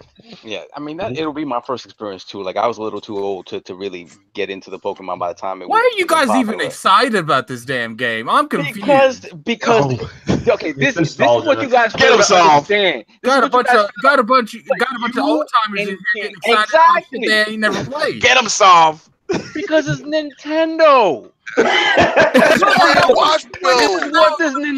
is what this system did. This is what this system did for me. This is what your ass does not understand. Apparently not, because he didn't play any of it. It doesn't matter. So why? So you're mad that I want to play it now? Why you mad? saying that Why you don't. are you mad? It Tell doesn't them why make you sense. mad. Tell them why I'm just saying. How does it How not are make you gonna sense? sit here and be like, "Yo, Pokemon's coming at E3. You ain't played a Pokemon game. Shut up." So what's the plan for the first time? Like me, we're not allowed. Right, they're not allowed to be excited. We're not allowed to play it. Then why didn't you play like the 30 installs of the game? Because I didn't want to play them. I want to play it now. Okay, then there you go. Because honestly, the real talk is because the Switch is actually appealing to us. Exactly. Because it's portable. Guess what? The 3DS was too. Yeah, but I had a 3DS. But we don't like those. I had a 3DS and I did not. It's gonna be the same graphics. I didn't have a 3DS. So you might as well go and get a 3DS and get your game on. Good. We like it on Switch. We good. Continue. But I'm gonna get into that next. Yeah. Same way. I had a 3. That's the thing, though. You can't argue with me on that because I was there day one on all of this. All of this. Tell him how you feel, Saul. B Money said, "Tell him how you feel, Saul." NES, SNES, the old nasty looking 3DS, old nasty DS. You had a 3DS and you never played Pokemon. I just don't get it. I don't get how you hype something up you've never played. I'm not hyping it up. What I'm saying is it's gonna run slipshod through everybody. I'm not hyping it up. I want to play it. I want to see what it is because it's on the Switch. I'm not hyping it up like all this the greatest thing. Keyword there. It's on the Switch. Right. So what is the problem with that argument? Ridiculous. You're saying you guys are ridiculous. Why is that a There's been 30 installs. You're saying it like it's an indefensible argument. Like I'm saying something that can't be defended. It's a Pokemon, and because it's on the Switch, now you want to mess with it. Yes, that's why the 6 is I don't understand why that's. Yeah, how is that? I think it's the build up to like the first home console version of Pokemon has been going on for 15 years. Thank you. Educate him. That's pretty much why. Why is he mad that we wasn't there when he was there day one? He's mad we jumping in now. Ridiculous. You rip a hole in the Switch every single chance you get, and the moment we say we want to play something that you kind of like, you lose it. You have to lose it. No, it's ridiculous. How's it ridiculous? It's ridiculous. You have no argument. You have no logic. You have no. How is it? How is there no logic to I want to play this game now? Disagree. Let's continue. How is there no logic to I want to play this game now? Disagree. We have to agree to disagree. So you're not allowed to purchase it when it comes. No, out. That's there you go. There you go. So continue, sir. What's up, Rick? You in the chat? But now, seriously, about the impact of it, Lord Saul, like I said, it's a wrap. It's a wrap. If that game comes out this year, the game that you never played, gotcha. It's gonna be a wrap. My God. Hey, that's so funny. Like, I want to know what this stuff is wrapping up. I cannot wait to go next. All right, let me put this down. All right, so all the information that I've gathered from all of you individuals that eloquently put it on a plate for me to smash it and throw it on the floor. I brought my son every last one of those Pokemons, and actually I played a couple of Pokemons. My best Pokemon was on the GameCube. I had so much fun with it. I'm not gonna lie. Now, what you explained to me was the super shortcomings with the Switch system, apart from resolution, apart from internet, apart from chat, apart from camera. So you're telling me the best ideal place to play Pokemon Go, if it is a Pokemon Go title, will be on the 3DS because it has the gyro, it has the camera, it has the location, it has everything. I don't want to play a Pokemon Go game, man. Like I feel you. The rumors are not. It's not a Pokemon. It's not a Pokemon. It's a traditional RPG. And the reason why it's a traditional RPG is because you can't do it on a Go format. Which was my remember initially my ignorance to the matter of the limitations of the system has been shown, because my stupid ass was saying, oh man, I can't wait to play Pokemon Go on the Switch. Could you imagine me outside in the street? So the fact that SpawnWave just so eloquently served this up to me and just said, yo, it can't do it. So you hoping and wishing for that aspect to ever happen? It's never going to happen. Except for a Pokemon game. No, I don't think nobody wants that though. I don't think I want a Pokemon game on the Switch so I can experience it. No. I hear what you're talking about. But my thing is, okay, so I have to wait for the next iteration to get exactly what I want from it. Gotcha. Now, it's playing as far as playing. I just want to know why you want a Pokemon. Wait, he wants a Pokemon. Oh, wait, time out. Wait, time out. Okay. I do play Pokemon games. But I stepped away from it, and I like Pokemon tournaments, like those games, like Pokken. Stadium? I like that. That was actually fun for me. But the Pokemon so you like actual, the thing I hate when I see announced. Gotcha. Yeah, that's what the thing that you hate is the thing that I like. I like the actual fighting aspect of it and the actual growing of them, opposed to have they even announced the second one, or is it still the first one? It's still the first one. Oh, okay. So I'll get it for my son, and that will probably be a way for me to facilitate a purchase of a Switch for my son. You see, so you're gonna get the numbers. I don't play sales figures, all right. So I can't sit there and jump on top of 6 million sold and play 6 million sold. I can't do that. So that doesn't appeal to me. What appeals to me is games. So give me the games, and I will play. So I don't care how much you sell in a month. Are you interested in this format of it being the traditional? For my son. Okay, for my son. Yeah, that's for me. Give me Pokken 2. And I'll be interested. No doubt. No, I'm with it, man. I hear what you guys are saying. That was like the biggest thing I would sell to is like a family, like a dad and their son would play Pokemon. So it was actually pretty cool to see that because they would all buy it and they play together. So I could see you're right. You'll see multiple Switch units sell, and then families will play together. That's a good thing. In this house, bro. Yeah, he's already know your kids. I got 3 kids. All of them play the Switch. I'm gonna have to get extra ones just to play it myself. Yeah, so I'll kibosh it, man. I mean, you pretty much like we hear these rumors. They seem pretty legit, as far as this actually coming out and coming into fruition. Hopefully, we hear more by the end of May or at the Direct itself. I'm just curious. It would be, like I said, for a lot of people, they've never played a Pokemon game and they do own the Switch. So this would be like interesting. 20 years and not play it. Oh my god! So anyway, I mean, they're looking for new people to play it. They're looking for people like me. Play. You know what I'm saying? So I'm definitely be interested to see what's going on. Gonna pick that up and drop it in a week. Hey, if I do, when it comes to money, as long as I paid, that's all they care. All right. Next topic, we're gonna focus. This is gonna be focused towards Dolapo and Nicktendo. So pretty much, we just heard that the Star Fox spin-off competitive racing game has been kind of, and it's this is Retro Studios. So kind of rumors of a 2019 release, open world hub. So this has been very controversial because obviously we know Star Fox. Can I go first? I want to get Dolapo and Nicktendo, then you in. But so pretty much, we know what Star Fox has always traditionally been known to be, right? This, space shooting and that kind of thing. And now they're talking about almost like a Diddy Kong racing style with online boss battles and stuff like that. So these Twitter streets has been crazy. It's very controversial. People are like, why are they doing it? Can you change? I know, Dolapo, you had a great video, and actually you too, Nicktendo, about people need to chill out about it. So I want to bring it to you two both. Now that we're hearing about this and this rumor seems to be true, what you're feeling on it. I had to make a video to talk about this first. Yes. Yeah. You're not talking right now. Okay, let me go make a video. I'll be right back. Go make a video. Come back. No, I got you at it. But all jokes aside, let's start with Nicktendo. What do you feel, man, about this whole direction? I'm gonna come into this with an open mind. When I heard the rumor and I first thought, a racing game, Star Wars racing, I was like, that just Star Wars, Star Fox Racing. That just seemed far fetched. And then more details came out about the combat. It was going to be sort of like Diddy Kong Racing, and I started to get a little bit more comfortable with it. But man, I mean, it's going to be. I want it to be ambitious. It's going to be ambitious. It's going to be a change. But yeah, I don't know how I feel about it. Like I said, I'm just going to try to go into it with an open mind. Wait and see. All right, if it's a Diddy Kong Racing clone and it's just got Star Fox skins in it, I don't know. I'd be too happy about it. That's my big word. Fair enough, Lord Dolapo. What do you feel? I know I saw that video. What you feel about this? Man? Are we freaking out? In the video is a Rare's track record. I mean, with what they've done before to Star Fox, and now we're over on Retro.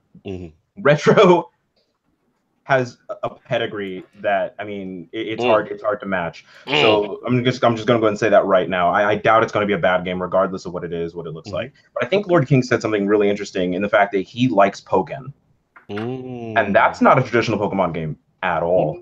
I know. Facts. Exactly. And so what it means is that Star Fox it's once again, I just want to draw back to the video what I said about expanding what a brand means and what a franchise means.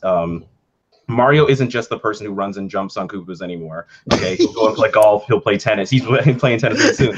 So And at the end of the day, he can always go back and run and jump on Koopas, and no one ever questions anything. So at the end of the day, when Star Fox moves over to a racing genre, whatever it ends up being, it doesn't mean that your traditional Star Fox or whatever Star Fox is at its core is going away.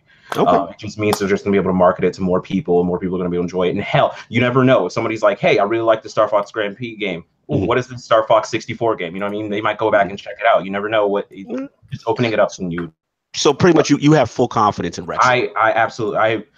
Metroid Prime ended up being my favorite game on the GameCube, and there were a lot of good games on the GameCube, but that ended up being my favorite game. I bought it again, like trilogy again on the Wii U. I bought the trilogy on the Wii. Actually, I bought it every time it came out. If it comes out again, I'm buying it again because retro does something magical with franchises, and I am telling you, they are gamers at heart. They love what they do. They're artists. They are artists. All right, Lord Addict, since you couldn't wait to get in here, and then Kofi. Oh, now he's asleep. No, I'm here. I'm gonna buy this. What? Wow! I thought you was gonna come in hating. Wow. Now, did anyone? Am I the only one that played the last Star Fox? Something needed to happen. They didn't even make another one. Oh my god! Wait, you didn't like running around your room with that big tablet? like people sit here like, you know, I like Blandrew. I've always said Blandrew makes great content. It's like if you look at his last video, he made a good point. Like there's not all you replace. You let's be real here. An actual racing Star Fox and what we get now as Star Fox isn't too much of a stretch. Like now, it's not at all. Like, and people who say it isn't, like, if it's like Diddy Kong Racing, there were bosses in Diddy Kong Racing. That's what they said. The rumor is that they're actually going to be online boss battles and then here's the other thing. People are saying that, and SpawnWave quote me because I know you talked about this as well. People are saying that what they've seen, that the graphics are rumored to be stunning. Like, I think that has a lot to do with the art style. Retro, if you look at Retro's games, they tend to get a lot out of very little when it comes to art. I think it has to do with their art style. Like Metroid Prime, if you go back and look at that game, it looks like a 360 game on the GameCube, and it runs at 60 frames per second. Facts. So yeah, that definitely gives me confidence in that shit. But I'm surprised, Addict. I thought you would not be feeling. Usually, you don't do well with direction changes. Like when God of War came out, you was initially a little hesitant. You know what I'm saying? So all right, okay. See, but like at the end of the day, it's like I said, did anyone else play that other Star Fox? it was bad. No, Lord Sov and then Lord Kofi as well. What about the one that the smaller add-on, Star Fox? It wasn't the main game; it was the other one that people said that they liked. It came with it. I forgot what the heck it's called. I don't know. You guys. Look, for me, Star Fox 64 was. Great game, short game. To see it in the racing genre and have it, I have confidence in retro. I agree with Dolapo that retro touches everything they touch turns to gold. I want it to be a mix of Diddy Kong and F-Zero. If you give me that F-Zero, I'm in. Because otherwise, it needs to really differentiate itself. Because otherwise, my thinking is like, why not just make a couple of Star Fox levels in Mario Kart or something like that? And expand Mario Kart like that. So it has to really differentiate itself. So if it does that, and it gives you that, F-Zero speed and the Diddy Kong, the depth of Diddy Kong. If it's anything like Diddy Kong, it's not going to be anything like Mario Kart. Right. And to me, that's what it needs to be for it to really be viable. Again, to take it into a different direction, I think it needs it. I think. Okay. Yeah, because that genre is kind of slumping, so to speak. I could have just made a Diddy Kong Racing, to be honest with you. I would take Diddy Kong too. I would definitely take that. No doubt. Kofi, man, what do you feel? Are you nervous? You got confidence in retro, man? When I first heard it, Star Fox Racing, my mind went to like right away. You know, that was my very, very, very first thought. My very first reaction. I'm like, oh, what is this bullshit? Star Fox Racing again. Like at first, then I clicked the link to continue reading about the rumor. Then I read that it's gonna be style like Diddy Kong Racing is gonna have an adventure mode with boss fights. And anyone who played Diddy Kong Racing the dinosaur up the mountain and shit, you know what I'm saying? That's just classic. That's the clock. What's the name? The clock's name, man. Shit. But y'all know what I'm talking. If y'all play Diddy Kong Racing, so and then I thought about the possibilities of what this game potentially could be. Then it kind of clicked with me, and I'm like, yo, this might actually work. You know, Star Fox got the characters, to do it. Also, they said the gameplay would be like F-Zero, so that's pretty cool too. I also read a rumor somewhere around that it'll be combat. So maybe while you're racing, it's kind of like an action racing game, like you shoot too. So that would be pretty awesome. I want to see it. Now I'm intrigued. I want to see it. I want to see how it turns out. If it looks trash, it's trash. You know what I'm saying? But it's funny. Let me jump in because what you just said actually struck a chord with me too. Because at first, like you said, my actually raw emotions were exactly your raw emotions, Kofi. And it was just like, what are they doing? Like, how would they do that? You know what I'm saying? And then it's like, then I started, I said, okay, let me listen. And I know Retro's pedigree, and I'm like, okay, cool. And then when I heard the online boss battles, I'm like, okay, all right. And then the thing that I'm hoping is, see, I'm a wipeout kind of guy. So I'm thinking if they even have some resemblance to that, and that competitive combat, and like almost like a wipeout style race as well, and you throw some like online battles, I could get kind of hyped for that, man. I ain't gonna lie. So I mean, it definitely. I want to see. I'm being open minded to it. I want to give them a shot, but ultimately, at the end of the day, the only thing I was worried at first when I had the negative reaction, I was like, well, they already got Mario Kart. Why would you try to compete in that same space? You know what I'm saying? Kind of thing. That was you, Nicktendo? Yeah, that was how I was too. I was like, why do we need a racing game? You already have Mario Kart. Until I started getting details of the rumors of the combat and the online boss battles. And that's why I became more open-minded to it. Yeah. So I'm willing to see, the direction change. And like you said, I think what it is it's one of those Nintendo franchises that ultimately, it just hasn't done commercially what the others have done, right? We're gonna get a Pinkman Racing. Yeah. I'm gonna let you bookmark this thing. Hold on. Let me put down my Switch 1.0. Oh my god. that Fisher Price tablet away, man. Get him away. The thing is, don't disrespect your Genesis. This is where you come from. This is your DNA. All right. So all you gotta do is just remove the sides. That's what they gave you. They gave you exactly the same exact thing that you're playing right now with detachable handle. Oh my god. But I'm psyched for it because it's new. I purchased the system for new stuff, so don't reskin me something and shine it up and tell me this is the same old new old that you're gonna get. I don't want that. I want new.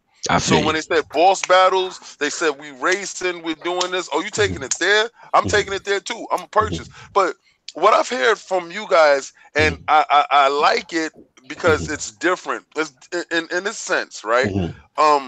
Nintendo guys have a pedigree, right? We have a backing, and we can fall back. Like potentially said, Retro is artists. They never did him dirty. In that game, so he purchased it any way he can get it, right, all the way through. So when you have that loyal fan base that said we love your game to this extent, you got carte blanche and hope that it will work out, right? So you won't get a negative reaction. And I'm only saying this to talk to whatever Microsoft execs is watching this, right? When you build I know where you're going. Great game and great franchises, that carries over. Consistency leads to longevity. Longevity leads to financial wealth, right? So they aren't consistent. That's where the flux comes from. So being inconsistent allows Microsoft to falter. Like y'all said, y'all don't know what the hell they're going to do. Nintendo told you, we might have this, we might have that, but y'all hopeful. It's set, like you said, it's set up for them to win. This game is a perfect analogy to the fact that you guys know that the game is coming. They told you the synopsis of the game, and you're hopeful that the game will work out. Where you have a couple of few that said it's going to work out regardless because it's retro. Nintendo's built that wealth inside their stock, so you guys can take stock in that. And I feel it. I'm buying the game anyway because it's new. No doubt. So King, I'm actually surprised this topic. Everyone's pretty much in agree. I thought this topic was gonna be mad smoke because people would be, emotional. Good, SpawnWave. I'm sorry. Continue, SpawnWave. Oh yeah. No, I mean, if you I'll say something that probably annoys some people, but honestly, if you look back in history, gamers' hot takes are some of the worst in entertainment. Yes, ever. I was just about to say that. And I could give you a ton of examples. Everybody on the panel now seems to at least like Metroid Prime or says it's a good game. In 2001, when the GameCube came out, and there were a lot of rumors online. I've been online for a long time. I was looking up codes on game winners back in the late talk that talk, here comes this studio called Retro Studios. Metroid, which was a 2D side-scrolling Metroidvania essentially back then, and it's gonna be first person. Everyone hated it. Everyone hated it. It comes out, everyone loves it, and now it's it's a franchise that people can't wait for. You come up to God of War, people were freaking out because there's no jump button. It's probably the game of the generation according to a lot of people. Absolutely. Look about Resident Evil 4. People did the same thing, and it's considered one of the best Resident Evils. And we have to give Nintendo credit.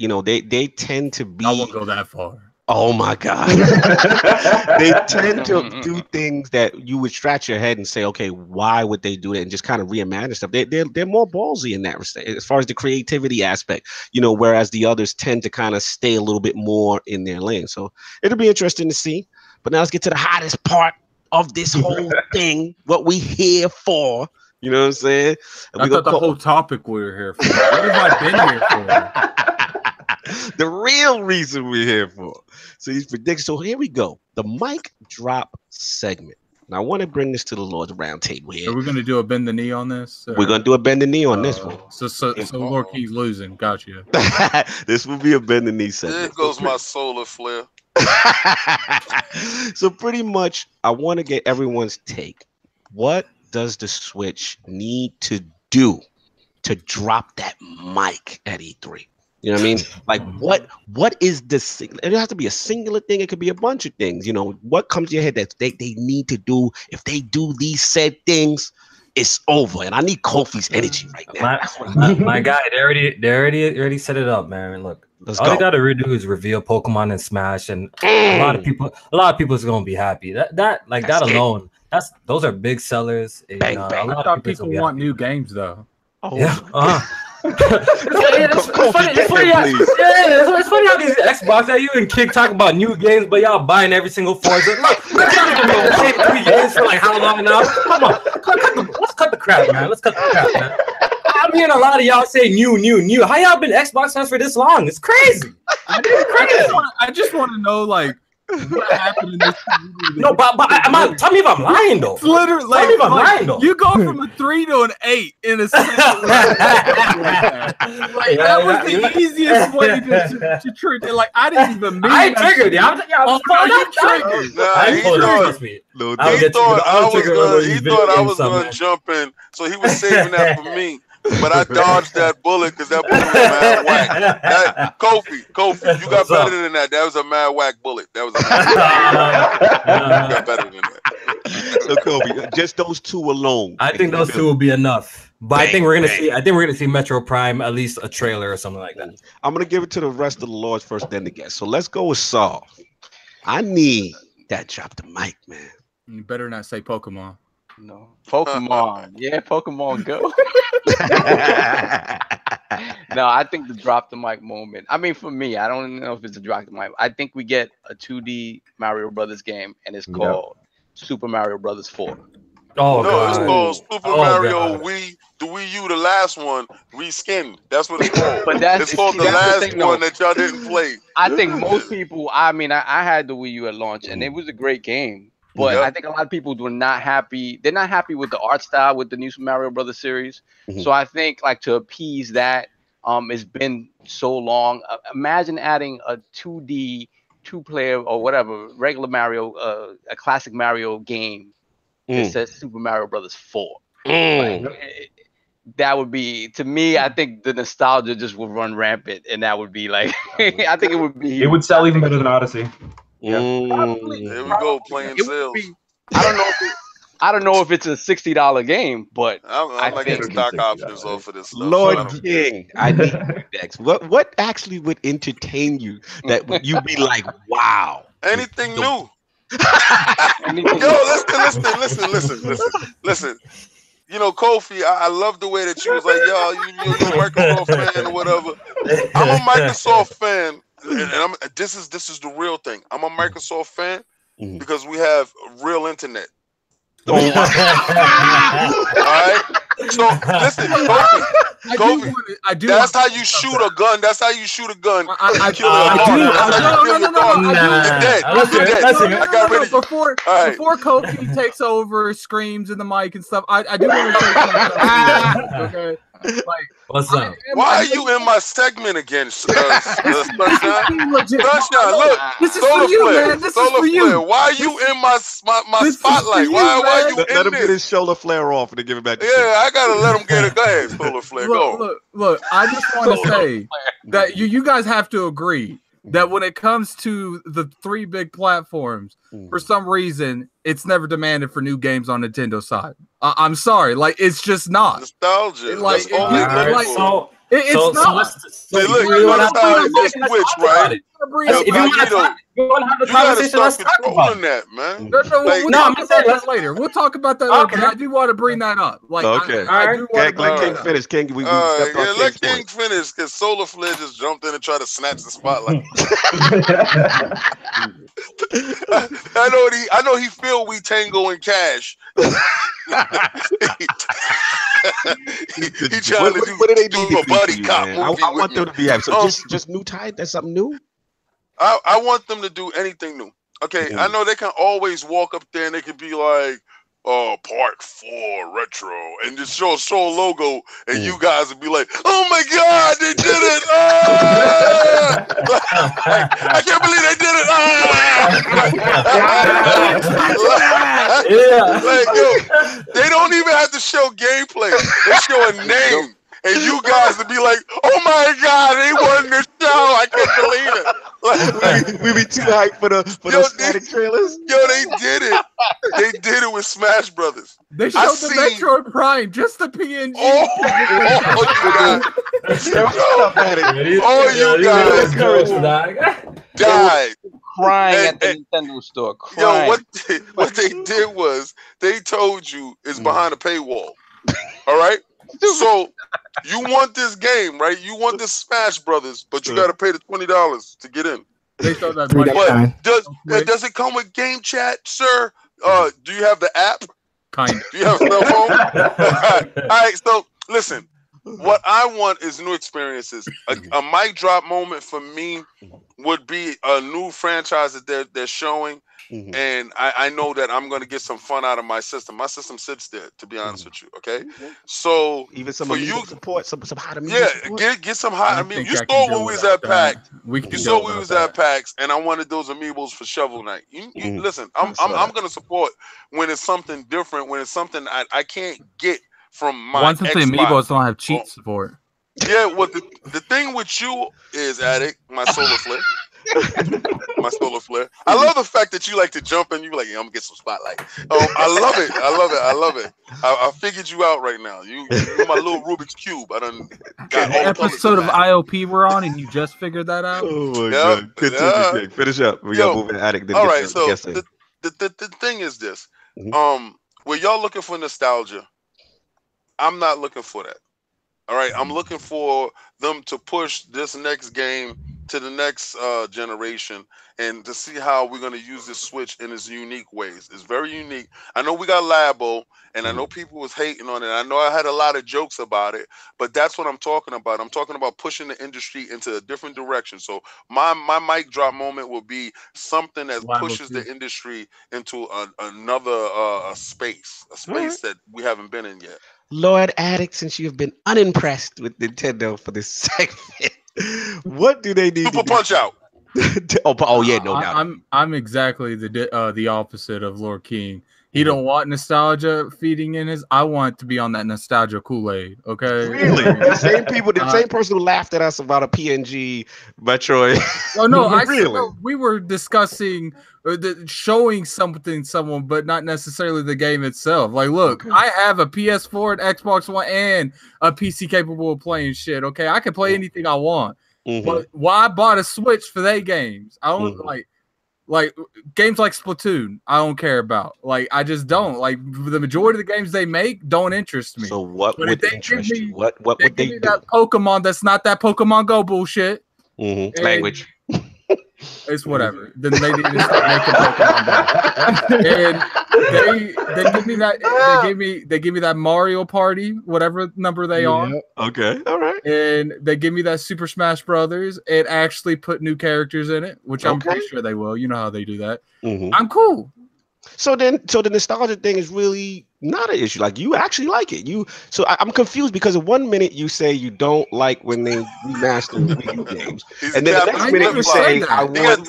I never said that. You got Gaming Addict and you got Lord. I just want to be clear. So you're okay when, because I get the vibe that whenever they do a Wii U remaster and it sells well, and me and Solve talk about it, that you like really are anti against that because I played the Wii U's. Right, but those are remastered games. So when I hear you say, "Hey, you want these nostalgic experiences," I'm talking about. I'm not talking about ports. I'm talking about new games. Man, they just flip flopping around. Man. These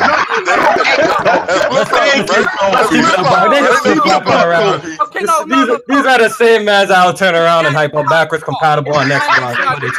Let them flip flop around. I'll say this though, like, why don't you Empire 4K? Kofi, why don't you show me where I've said that I have a problem with ports in any sort of way? I'm just saying in general, man. Same reason I copy this. I want to see that. Yeah, so I need this in my life. I also want to see where I'm hyping up switches online too. Show me that too now. I'll show you that. When did I ever say that? Exactly. All jokes aside, but you would be cool. You want that Smash. You want that? Let me clarify again. When they keep announcing stuff that I played on the Wii U or have no interest in, I don't have no interest for it. Okay. But when they give me a brand new Super Smash Brothers, I'm cool with that. They give me a new Mario Kart, I'm cool with that. Okay, I actually did buy Mario Kart 8 because that was a great game on the Wii U. But that's like the only game I bought that came from the Wii U era. All right, cool, fair enough. Let's get the guest in. Lord Dolapo, what's that mic drop, man? What do they need to do for you? So I'm gonna try not to piggyback on other people here, but so I'm gonna go with, I'm just gonna title it "Third Parties You Didn't Think Could Run on the Switch." So I'm talking like, because they didn't announce, Call of Duty. Boom, Call of Duty. What kind of Call of Duty? The first one? But not the new Battle Royale one, right? Not the new Battle Royale one. You're not doing that. They're gonna bring Black Ops 2. You know what I'm saying? They're gonna bring Black Ops 2. That's what. There's that rumor of Modern Warfare 2 campaign. Maybe that comes. Yeah. Because they already said they're not bringing Blobs 4. Yeah, they did say they're not bringing Blobs 4.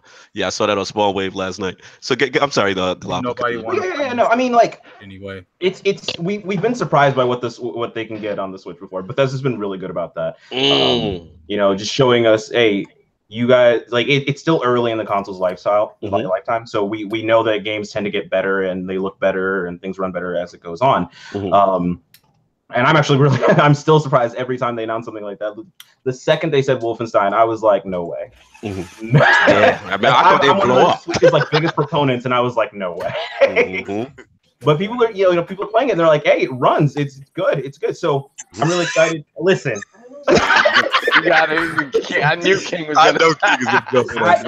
I'm not jumping on it because it jumps on itself. the fact that I had all these opportunities to play it before, and I waited to play it on the Switch. And you just played yourself. Oh my god! But you know what? Weren't you the one telling people to go buy that game? Oh. No, not you. I thought it was Addict. I was about to say. Yeah, exactly. Continue. Addict. When did Addict say this? Not Addict W. I don't tell people to buy shit on the Switch. No, it's probably Anchorman. No, not on the Switch to buy Wolfenstein. Yeah, it was Anchorman. Oh yeah, that's I'm the biggest anti-Wolfenstein gamer on this podcast. Either way, it doesn't matter. There's an audience for it, and there are people who are waiting. The same thing with Crash Bandicoot. There are people who waited to get it on that system, and the fact that we're going to experience it all, because it doesn't make it a bad game. That it didn't sell well. I think it's time to sell well on the Switch. No doubt. All right, so that's cool. Lord Nicktendo, what do you need, man? Mic drop. I mean, I don't really need too much because I mean, all these rumors is just too much. I expect the mic drop to be Pokemon. I expect them to announce that not to be the mic drop. What I would like to see is these rumors about Fortnite. I want to see if that's a possibility. You stole mine. I want to see if Fortnite that's a possibility. These rumors of Fallout. I want to see if that's a possibility. And that's really it. Also, this whole Punch Out rumor, like that's one I'm also looking forward to. But I think the whole mic drop's going to be Pokemon. I mean, we all know how they do the directs. They start out with whatever, and then they have some big surprise at the end of the direct. So that's going to be the mic drop moment. But I'm wanting to see if this Fortnite rumor is a possibility in the Fallout. That's what I'm looking forward to. No doubt. Lord SpawnWave, let you anchor this thing. What do you need? That mic drop moment. I think if they're gonna, I guess, do a mic drop moment like that, they need to pretty much rely on themselves again. Third party is so hit or miss with Nintendo. You know, even if you get it, it's not going to be like what you get on the Xbox and the PS4 in terms of visuals and everything. So if I had to something Nintendo would do, they would have to take 2018 and just cover it in first party titles. And we already know about a lot of them because they said E3 is going to be a presentation for all 2018 games pretty much, and then they would follow up with a direct later. So if I had to paint my calendar from July to December, I would say they'd probably bring over Mario Maker in July. Just because they're doing Wii U games. Yeah, everyone's gonna buy that. It was super popular on Twitch, and I'm definitely buying that. That looked fun. Yeah, you can either do Mario Maker 1, bring it over, or you can just do Mario Maker 2. I don't really know how you make a sequel to that game though, because you're just building Mario levels. Yoshi in August, Smash Bros. September, Fire Emblems October, Pokemon November, and then you finish up the year in December with actually what is one of their best-selling franchises. I don't think a lot of people realize this. Which one? You finish up the year with Animal Crossing. Whoa, I forgot about Animal Crossing. Okay. That's a death blow right there. King is having a stroke. King is having a stroke. Yo, this dude literally said, yo, I'm done. I'm really done right now. Yo, okay, you know what? Listen, I gotta call fraud on Cognito. I gotta call fraud on Cognito. I'm calling fraud on you. I gotta call fraud on you. No, I'm not gonna stand for this no more. I don't think enough. I gotta call fraud on you because I can see where Addict was going with it. Like, why y'all all? I can see that. I can see it now. When you that I'm excited for it. No, you're not excited, and I'm cutting this out right now. You're not excited. Yo, he just sat there and said Animal Crossing, and he said, ooh. Like, no. If nobody goes, ooh, Animal Crossing. Wait, how much Animal Crossing new Crossing sell, though? Here's the difference between me, King, and Addict. Here's the difference between them. I want to hear what he's gonna say. Time out, Lord Cognito. I'm gonna let you talk. But I want to hear what you're gonna say because I want to know when you played that first Animal Crossing. Me, you, and Addict. There are games that I know that I'm either lukewarm or not that concerned about, but I still understand and respect the impact of the title. The difference between you guys is when you guys don't like something, you don't care and act like the rest of the world don't like that. I understand what Animal Crossing is going to do. Hey, I got a perfectly good answer to that scenario that you said. I don't care. Exactly. Addict's world. Y'all in y'all bubble because y'all don't like it. It doesn't exist. Millions of people do not like it. I'm gonna get it for my kids, man. I'm gonna get it for my kids. Yeah, that's the problem. That's the thing that you don't act like I'm buying all these other people's copy. I don't care if I'm not buying. I'm buying it for my kids. They playing Animal Crossing right now, probably. Be honest with you. Anyway, I'm sorry, SpawnWave, but now the whole thing pretty much what everybody said everything good, man. I mean, actually, what's called stole my Fortnite, man. That's the one that I particularly want. You know, I really want to see that on the Switch. I think that'd be cool. Obviously, the Metroid, that kind of thing. So everybody's kind of knocked it out the park with the predictions and everything. So I want to do this last segment, have a little fun with it, and what announcements do you hope are not made by Nintendo? Oh, yes. So let's start off with Lord King. Let's have some fun with it, man. No, I'm not gonna start off this. No. Okay, no. All right, let's start on Nicktendo. What don't you want Nintendo to come out on stage or the direct and do? Oh man, I don't want them to tell us more about this online app. I want them to bury that thing. That's the first thing. Like, don't come out and talk about this online app. You get, oh, look at this. You can check your Splatoon stats and your Smash stats and all that stuff. Yeah. Leave that to you can message people on this thing, man. You can message people on them. You can hit that button in the invite. You can do all this. No, don't show it. I don't want to see it. I don't want to hear about it. I don't want nothing with that, bro. You know what's gonna come on? I love you, but come on, man. This online app, don't talk about it. Don't show it to me. Nothing. Integrate that in the Switch. That's it. That's what I don't want them to do. I need some more laughter. Lord Dolapo, what do you don't want them to do? Come on, Dolapo. What's the worst thing they can do for you? I personally, I just want them to stop with the B team, like the B team characters, the franchises. Yoshi, come on. You don't want that Yoshi line. The disrespect to Yoshi. I just think it's early to start throwing the B squad out there. You know what I mean? Like when you're on a roll, you gotta keep keep LeBron out. You know. So it's that kind of thing. They're really slowing. It seems like they're slowing down a little bit. But I know it's not completely true, but it seems like they're giving off the air that they're not putting their their A game out there right now because they're trying to buy time or something. But gotcha. Yeah, and it starts to feel like, because like when things like Kirby come out where it doesn't have the universal appeal and that kind of thing, people start saying there's a Switch drought when we know there's not. But it starts to feel like that game trash. Holy, Star Alex trash. Jesus Christ. That game is garbage. Don't you drag my game to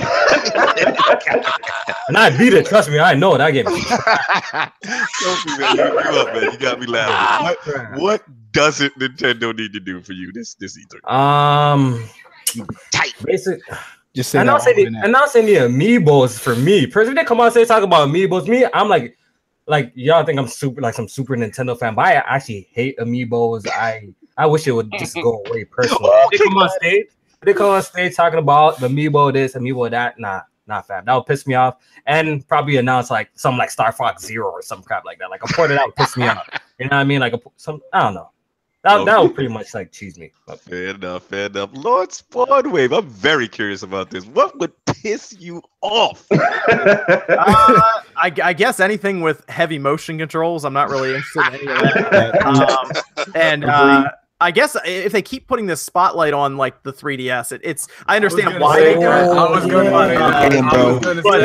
say good point. When they showed like Luigi's Mansion on the 3DS, that pissed me off. That pissed me off too, man. They can't get rid of it because it's the only system with the camera, the location, and the gyro. They have to put it exclusively on that platform. Super Mario Sunshine. Yeah, they should put it on both. Exactly. Explain, like I know why they didn't put the X Mega, whatever it was called, the new Pokemon, the re-enhanced Pokemon of whatever the last Pokemon was. It was not that direct. What was it called, Nito? It was like, oh yeah, I know you're talking about. Forgetting off. Ultra Sun, Ultra Moon. Yeah. They kind of like hinted that was coming out for the Switch too, and then afterwards they declared, no, it's coming out for just 3DS. I know why they didn't do that because I feel like they want the first installment of that Pokemon to be, have a lot more impact. But I'm like, dude, I don't care. Like, I want that. I don't want to wait a year and a half for this. I want that. Speaking of which, how mad would you be if they announced that the Pokemon game was actually Ultra Sun and Moon on the Switch? Like, how mad? That would be mad disappointing. That'd be mad. They can't do that. It's not gonna happen. How would you laugh if it was Pokemon Stadium? They can't do that either. I would pick Pokemon Stadium 3, but I would be disappointed because I would want the standard one. Yeah, they already said it was standard, so I'm not really worried. So Lord SpawnWave, basically, you want them to stay away from the 3DS focus, even though it's successful for them financially. I mean, I think they can still throw some stuff on there, but that should kind of start to, I think, back off into like a third-party system where third parties can put their games over easily, like Atlas, and get something from that base. But I know why they're doing it, because there's 70-something million 3DSs out there, and I think they're waiting for the Switch to get to at least 30 million before they really start to back off the 3, and that's going to probably happen this year. pretty easily. So that's probably later at the end of this year they'll probably back off. And Pokemon is like the big thing that's pulling people over anyway. So yeah, it's nice. It's nice that we get the numbers. You know, some other companies don't share the numbers. So. Kofi is like the Kofi is that middle ground. He's trying. Kofi is that. I'm trying. What did I do? What did I do? What did I do though? He's trying to nip at my heels, but your internet is garbage. What do I do though? I didn't say anything. I'm gonna be sideways. To throw a grenade in there. I will say Microsoft makes my job a little harder. I will say that. He's trying to throw rocks and hide his hands. I mean, they almost got in a bit of trouble there with EA throwing the weird numbers around there for a while. Yeah, that was a big deal. Good thing we don't play numbers. Lord Sob, I'm curious. What would disgust you, Lord Sob? Disgust me. I would say Mario Party. You gotta put someone kick this dude. I'm done with him today. Come on, man. I'm crapping all over your childhood. Yeah. It's not my fault. When I was a child, you was already a grown-ass man. So. Exactly. So now I get to relive that. That's fine. Exactly. Now I get to relive that. And you gotta eat it. So no Mario Party song that you just don't want to see that on stage. No, only for Addict though.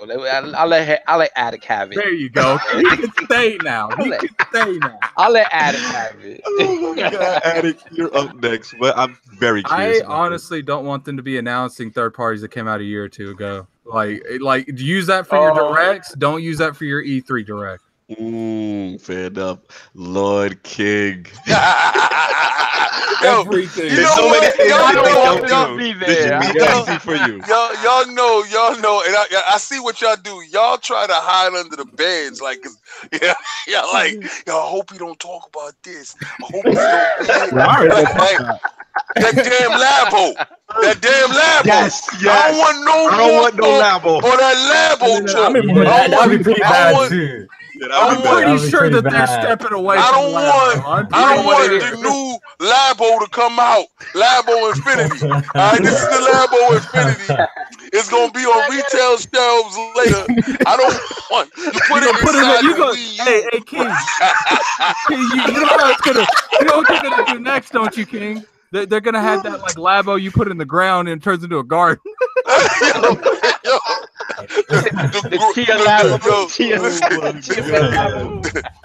The growers edition. Hey, you go.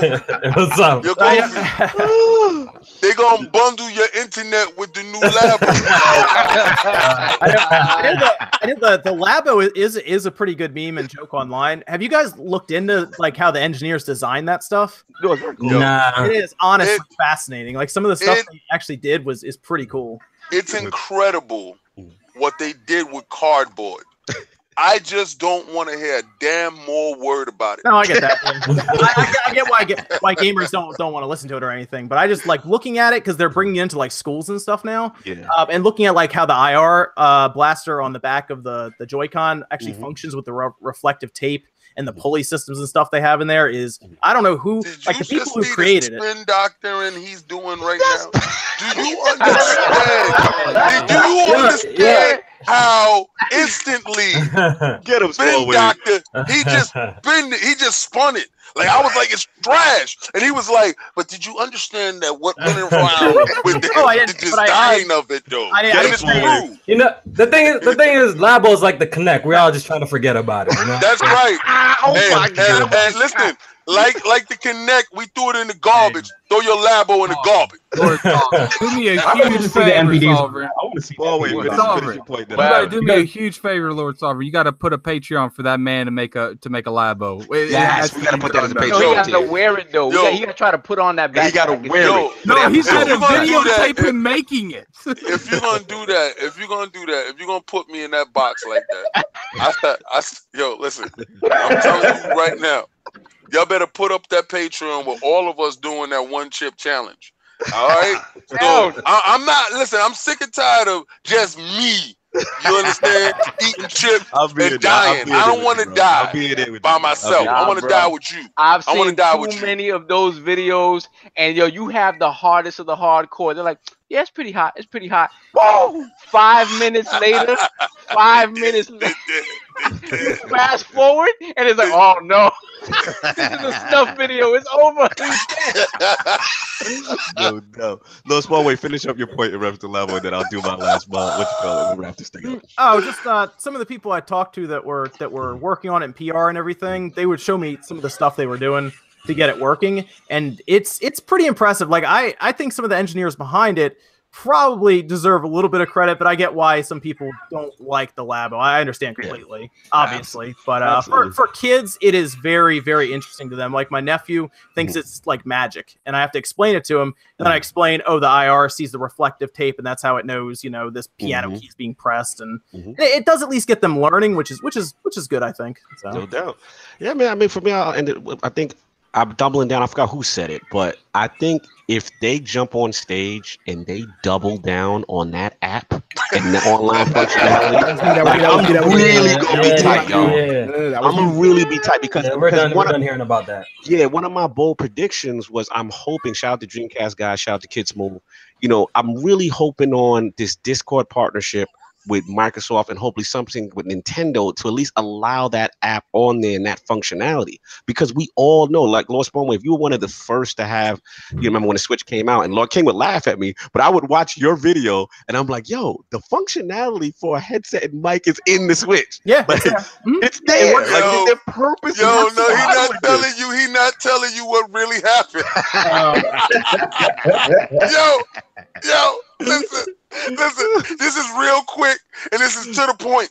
We was out there purchasing all our stuff pre-purchase and you know, getting ready for the Switch. He said y'all purchased the headset. I said, what the hell you do that for? You know what? I said, you can't talk to nobody in that thing. They can't do it. He was like, man, it's a headphone jack in there. I'm purchasing the best one they got. All right, cool. 2 weeks in, I'm like, yo, did you talk to anybody yet? you know what's interesting about it? If you play Splatoon and LAN, it works. Yes. It's the weirdest thing. Yo, do you hear him? You gotta stop. You gotta stop for a second. I'm telling you right now. I want you to check his bank records. He's getting a check from Nintendo. I'm telling you right now. Yo, his spin doctor, you could say something negative 5 seconds. He right behind. Do you really understand? It's really funny that you're saying that. If you go back and look at one of my videos when the app came out, myself and Max, Dreamcast guy, spent about 15 minutes laughing at it on like using it. Terrible. And Nintendo like yelled at me. it's because we were playing Splatoon and I didn't put in a disclaimer that they sent it to me. But I saw the email and I was like, are they yelling at me about laughing at it? Because we were like ripping this app. And I was like, are they yelling at me about laughing at their app? I don't know. No, it was about Splatoon. I just thought it was really funny. Oh man, we were like the first ones to use it. They need to know that's trash, man. They really need to know. Well, no, that's why I brought up the Splatoon thing, because it works, but they're using this really weird, unnecessary app. Right, and it's like just so frustrating. There, like a bot out there with all the cords around you, the headset, charge your phone. You know what I mean? Like a Ghostbuster. What happens if you got an iPhone, bro? You have to use the adapter. Like, how many? Like, this shit's crazy. That was one of the best days on. You know, wrap yourself with some cords, bro. Shit looks stupid. when that accessory launched, that was like, oh my god, man, look at this dude. Yeah. That was the best day on Twitter. Yo, this is the internet starter kit. That was the best day on Twitter when they remember that? People had like Goro from Mortal Kombat holding it and all that stuff. Yeah, man. Like I said, that would be the most disappointing thing, man. So I mean, they ruined it. They killed it. Like, it's bad that people found that it works in Splatoon, because now people are looking at Nintendo like, why are we using this? Why are we using it? Yeah. And shout out to Kofi's tweet, man. Like, I saw your tweet and I had the same feeling. It was just like, we waited a whole year for you to announce this, like this, no voice chat, not even messaging. You know what I mean?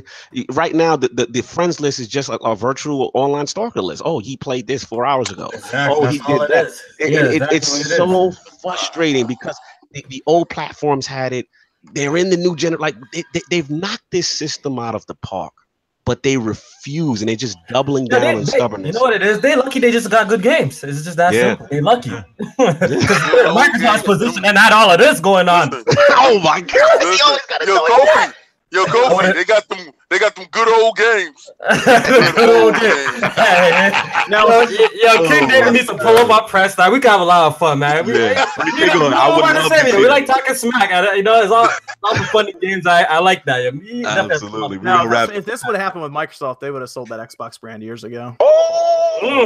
They have the best service though that's true. Out of the three. So they're gonna want them to communicate together because it's like one has the best services, the other one has some of the best first party. Microsoft servers send data to my console so much faster when it comes to downloading. Like the eShop is so slow. PSN is trash with that too, man. Yeah, but Microsoft is like, Microsoft's like, oh, you got gigabit speed? Here's a gigabit, boom, and just throws it at me. And their online integration is amazing. Game Pass is the best value in games. You notice that for all of that, right?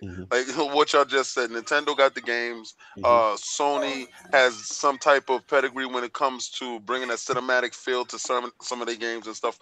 And they have the graphics and really nice stuff. And Microsoft has the internet and the connectivity with your friends. If we can merge that all into one system, then we would pay $300 per game. Out like that. We spread out right now. We'd be paying a lot of money per game then because there would be competition. We're gonna wrap this thing, y'all. I'll ask SpawnWave one question before we get out of here. I was gonna ask you because I know I don't want to go too long with this last thing, but we all know what has happened, and King laughed and when I told him the news, obviously about the Switch being hacked, right? So the whole thing is now we know that it's on the Tegra level. There's nothing that they can do from a firmware standpoint to prevent it. So we know new revisions are coming. So my question usually was one way was just that in reference to a new revision, do you think that this now speeds up the process of almost maybe like a Switch 2.0 so that maybe we get a little bit of like the latest Tegra, latest power? Does that accelerate that, you think, with the hack situation? If anything, it probably slows it down. Really? Well, they have so many lanes in their manufacturing warehouses. Now they're pumping out these chips. So technically they're making a separate chip that we at least know about because people pulled apart the firmware. So they're going to be basically putting those on pallets and getting those ready while they're probably playing around and designing other stuff in the background with NVIDIA. NVIDIA makes a lot of money from the Switch, so they're going to be putting something new in it again and again and again. Apparently, it's a 20-year partnership, according to I read that too as well. So they'll continue to do that. They love their Tegra stuff now because it also powers their self-driving car system and everything. And that makes a lot of money because Tesla loves them. So absolutely, they're gonna 2020. That's my prediction. We'll see in 2020. That's my prediction. Yeah, that would actually be the longest we've ever gone with a revision taking that long. Revision. Yeah, no, I was just curious because again, this is me jumping back into the Nintendo ecosystem since God knows how long. So I guess I was curious as far as like the revision cycles. Do they tend to like when the 3DS? You guys that had 3DSs, like was it an every 2-year thing? Was it like how long did you wait between revisions? I think for example, like the Game Boy Advance, the SP, I think that might have been a year. I think it was a year. Yeah, they do it pretty fast, but with the Switch, I don't think they're gonna do it. I think they're gonna ride this out. 2020, we're gonna get a revision. So even with the hack, you think they're just going to internally replace the chip, but we'll keep the same form factor. We'll keep everything. You won't notice it. Like people don't notice it, but like all these systems change multiple times. The PS4 has changed. I want to say 7 times now. Yeah, you're the lord of hardware soldering, so you would know. A lot. The PS3 changed. Some have met like 12 times or something. Yeah, they do this. Shit, the Xbox One controller changed like 100 times. Like, god damn. No headphone jack. Then I got a headphone jack. You know what I mean? Like, all these companies do this. As parts get cheaper, they keep putting them together and making the system, as cheap as they can as parts are available. And that's just they all do it, obviously. But you're gonna see you'll see it silently. Like the model number on the back will probably be 1 digit will be different or something. It'll be different, right? So it'll be like a subtle change. Yeah, cool. So the realm was complete. Addict is happy. The E3 Nintendo Prediction Series is over. want to thank the panel, man.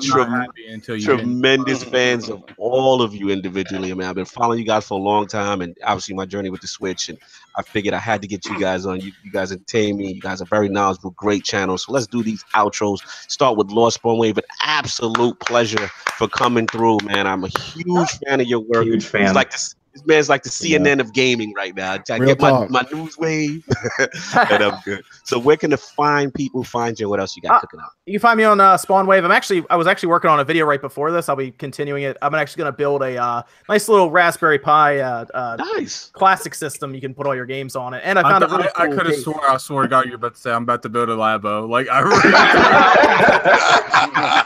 real talk. I thought that's where I was going too. I was like, now we ordered those ones from China as like a joke. Me and Sean did for RGT, and we put those together just for fun.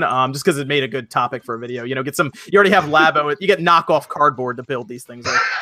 It was funny. It was fun. But no, I wanted to build something that'd be a little more interesting for people who cannot get the classic systems easily. Like, remember the NES Classic was impossible. Why don't you build one that plays everything? So we'll do that. And I found a really cool little Super Nintendo case that works for it and everything. So doing that. Nice. And that Spawncast is still every Saturday, 9 p.m. Get your plug on, man. Yeah, man. Every Saturday at 9 p.m. Eastern time. Have a lot of fun on there. Talk about games and stuff from the past week. It's a good time. Good time. No doubt. Thank you very much for coming through. So, Lord Kofi with the smoke of all smoke today, yo. He was lit, it's all fun and games. Like, it's all fun and games at the end of the day, you know. Like, I just like taking jokes. I like jokes. Like, oh, this is not serious to me. At the end of the day, like, people who know me know I enjoy all games on all platforms. You know what I mean? I just want to play great games, and it was a pleasure talking with y'all today. Shout out to the whole panel. Shout out to the guests. Hopefully, me and King David can go one-on-one press our podcast. I would love talk some crap again. Yes, sir. You can't do that because him and his little posse are just gonna jump you. And Yo, he doesn't know. Like my squad went crazy. Like they not playing. Because you know. I'm very opinionated. Like I was a big Xbox fan at a point. If you guys don't know, I was still actually a big Xbox fan. Yeah, I still love the game. That's a fact. Anyone can pull up in gears if y'all want to try me. You know, anyone. We saw the skills. We saw the skills. so yeah. What else you got going on, man? But anyways, yeah, y'all can check out my channel, Press Start Kofi, or just Kofi now. Also check out my podcast, Press Start Podcast, and yeah, it's been a pleasure being on.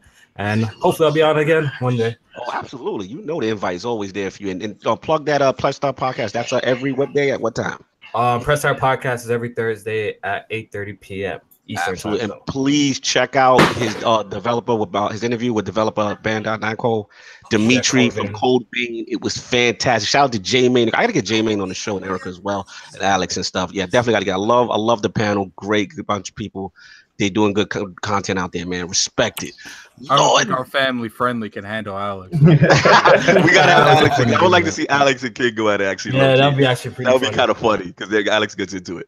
Lord Dolapo, my man, out here busting his gun early, repping, giving a compliment, and that, you know what I'm saying, that Star Fox race. You actually gave me a lot of confidence, man. Where can the fine people find you, man? What else you got going on? So you guys can find this all at Potentially Perfect here on YouTube, PoPerf US on Twitter and Instagram. So what we do over on our YouTube channel, if you're into it, is we like to talk about things that generally don't get talked about, such as like video games as an art. That's not really a topic that people talk about anymore. Girlfriend mode, just did a video on that. So it's not always flavor of the month things, but I think it's things that need to be discussed, and I do scripted videos, essays on that.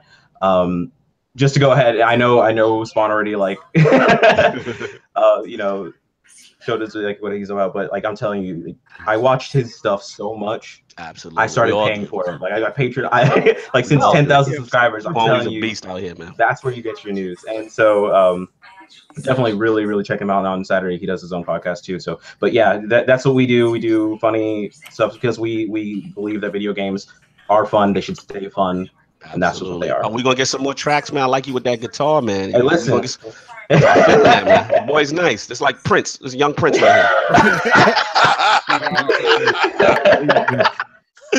No doubt. Lord Nicktendo, the young gunner. What's going on, man? Yo, thank you for coming through, man. Yes, sir. as well. Love the video you did with Salt in reference to when the Nintendo Online announcement was going on. Where can the fine people find you, and also what do you have cooking up? All right, so you can find me YouTube, Nicktendo Direct, Twitter, Nicktendo Direct, and the I in Direct is 1 because that was already taken. So I had to go with that. Stealing them names, man. I know those. Yeah, I know those. But for real, man, thanks for having me, man. I really do appreciate it. It's been a long time. I've been wanting to come on here. You're in the realm of the Lords. I've been waiting, so it was nice meeting SpawnWave. It was awesome. Like I said, I do follow you, and I'm like everybody's Nintendo. I know, here. but he's real. But he knows his stuff, and he's a nice dude, man, for real. Yeah, so is it sad that like where I don't like mess with Nintendo at all? Cognito's like, I really want to get SpawnWave. I was like, who's SpawnWave? Oh my god, making it happen. Actually, one of my more popular videos is actually a PlayStation 4 video. Oh wow, there you go. go. So a lot of PlayStation people talk to me now. Greatness awaits. Let's just end this. Actually, the Xbox people have been messaging me because I opened up that Duke controller. Yes, I saw your teardown of it. That was nice. That was I really did cool. see that. So you were saying, Lord Nintendo, that's it. That's what you got. Now, like right now, like you said, you talked about my Nindy Spotlight. That's coming tomorrow. Okay. And then after this, I will be streaming Old School Sunday as I do every Sunday. Nice. Old school games. So that's what I got cooking up. So once again, thanks for having me. SpawnWave, nice meeting you. Everybody else, Kofi. It was dope. It was a good time. Absolutely. And the Lords in the realm as usual. Lord Addict would smoke all day. Hating this segment. You couldn't wait for this prediction series to be over. Yo, what you got going on, Lord Addict, man? Anything cooking? Not really. Besides getting motion sickness on State of Decay. Playing. I'm probably gonna play. I'm gonna try and play that punch game that's on the Switch. Yeah. I'm gonna try. Keyword try. I do have some games that I'm playing on the PlayStation as well. We getting any more Addict impressions, any Addict reviews coming up on the channel, on the Gaming Addict channel? No, I've been feeling a little bit under the weather. Good, but I like that the Switch brings that energy out of you, though. I like that. Yeah, I mean, just you guys think this is funny? Just wait till next week. I already know. Lord Saul, man, it felt good to have backup, man. Oh, tell me about it, man. All that Backup. Hell, you mean you needed backup? The whole panel was on your side. Hell out of here, backup, man. I had backup. Addict had my back. Stola Flair hacked me, man. So I felt good, man. I saw some like-minded individuals on the panel. Oh God. I'm just happy that I could like destroy Addict's childhood and take his Mario Party away. Take his Mario Party away and playing his Pokemon. So yeah, the nerve of you, Solve, playing that Pokemon when you didn't play from day one. They're going hard today, boy. Where can the five people find? You know, LordSovILP on playing Pokemon, that's for sure. Yeah, not until later this year. Not until later this year. Then I'm going at hard. I'm gonna platinum it. You gonna platinum? I'm dead. That's funny. No doubt. And thank you for the Patreon announcement, man. You worked tremendously hard on that. Salute, LordSov, man. Put those tiers together. Tremendous mission statement. Really please take a look at the Patreon, guys. We really appreciate any sort of help. But you know, thank you for just being here every single week. Yeah, man. We're just trying to go bigger and better. Absolutely. Lord King with the smoke. I'm a chimney. I'm a Nintendo fanatic. Yo, right? Kofi, I'm a chimney. now listen. I love everybody on the panel. The panel was fantastic today. And I really didn't know what I was getting myself into until actually I saw all y'all lined up there. It was kind of crazy. I only saw one ally in the room, so I felt that. I I told you the moment it starts, like there's too much red in this party. Yo, it was crazy. We was the only blues out here. It was crazy. I got to start off because individually, everyone brought a fantastic energy. And I'm heavy on energy. Kofi, I love your energy. I swear I will get on your podcast. I will get out there with you and we can chop it up over there. I told you I liked your energy before, so it was no problem. I told you, hit me in the DM. I will go out there. We'll figure it out because our time difference is weird, but we'll figure it out. SpawnWave, I've been messing with you on the low, checking out your videos. And when you said the raspberry, I was like, yo, you don't know. I'll be looking at your joints like I said, I didn't know that you were so quick on the draw with your rebuttals. As far as you already heard whatever they say bad, you already got your answers. That's all real time, man. That's all in real time. For real, like your 60 frames per second is there. It's not on the Switch, but it's on you. He said it's not on the Switch, it's on him. Oh my god! that was a good one. I like that one. That was a good one. Potentially really be talking on the low. You know, we DM or we talk, and we actually have to. We recorded a show that didn't record. Shout out to that intro kid, man. Yo, he got me so hyped for this show, man. Oh man. Yeah, that he got another PC, so I'm gonna get down with him on that. We're gonna do that show because he gave me a wealth of knowledge. That's what I talk about, wealth of knowledge. Please, guys, make sure you're DMing and get to know each other. Nicktendo, this is the first time I'm meeting you, and I love your energy, bro. You jumped in the room, and it wasn't like you came in all quiet and meek. Now you came in there like, yeah, it is what it is, and that's how it's going down. Like say about the conversation hype. Now that we got Sovereign finished on the Patreon, hopefully he can help me finish the website. So we can get those links out to you guys for the pre-orders for the t-shirts. We really would like the pre-orders to go, so I know exactly how many I'm shipping out. We're trying to do a bundle type of thing. So if you buy 4 shirts, you get 1 shirt for free.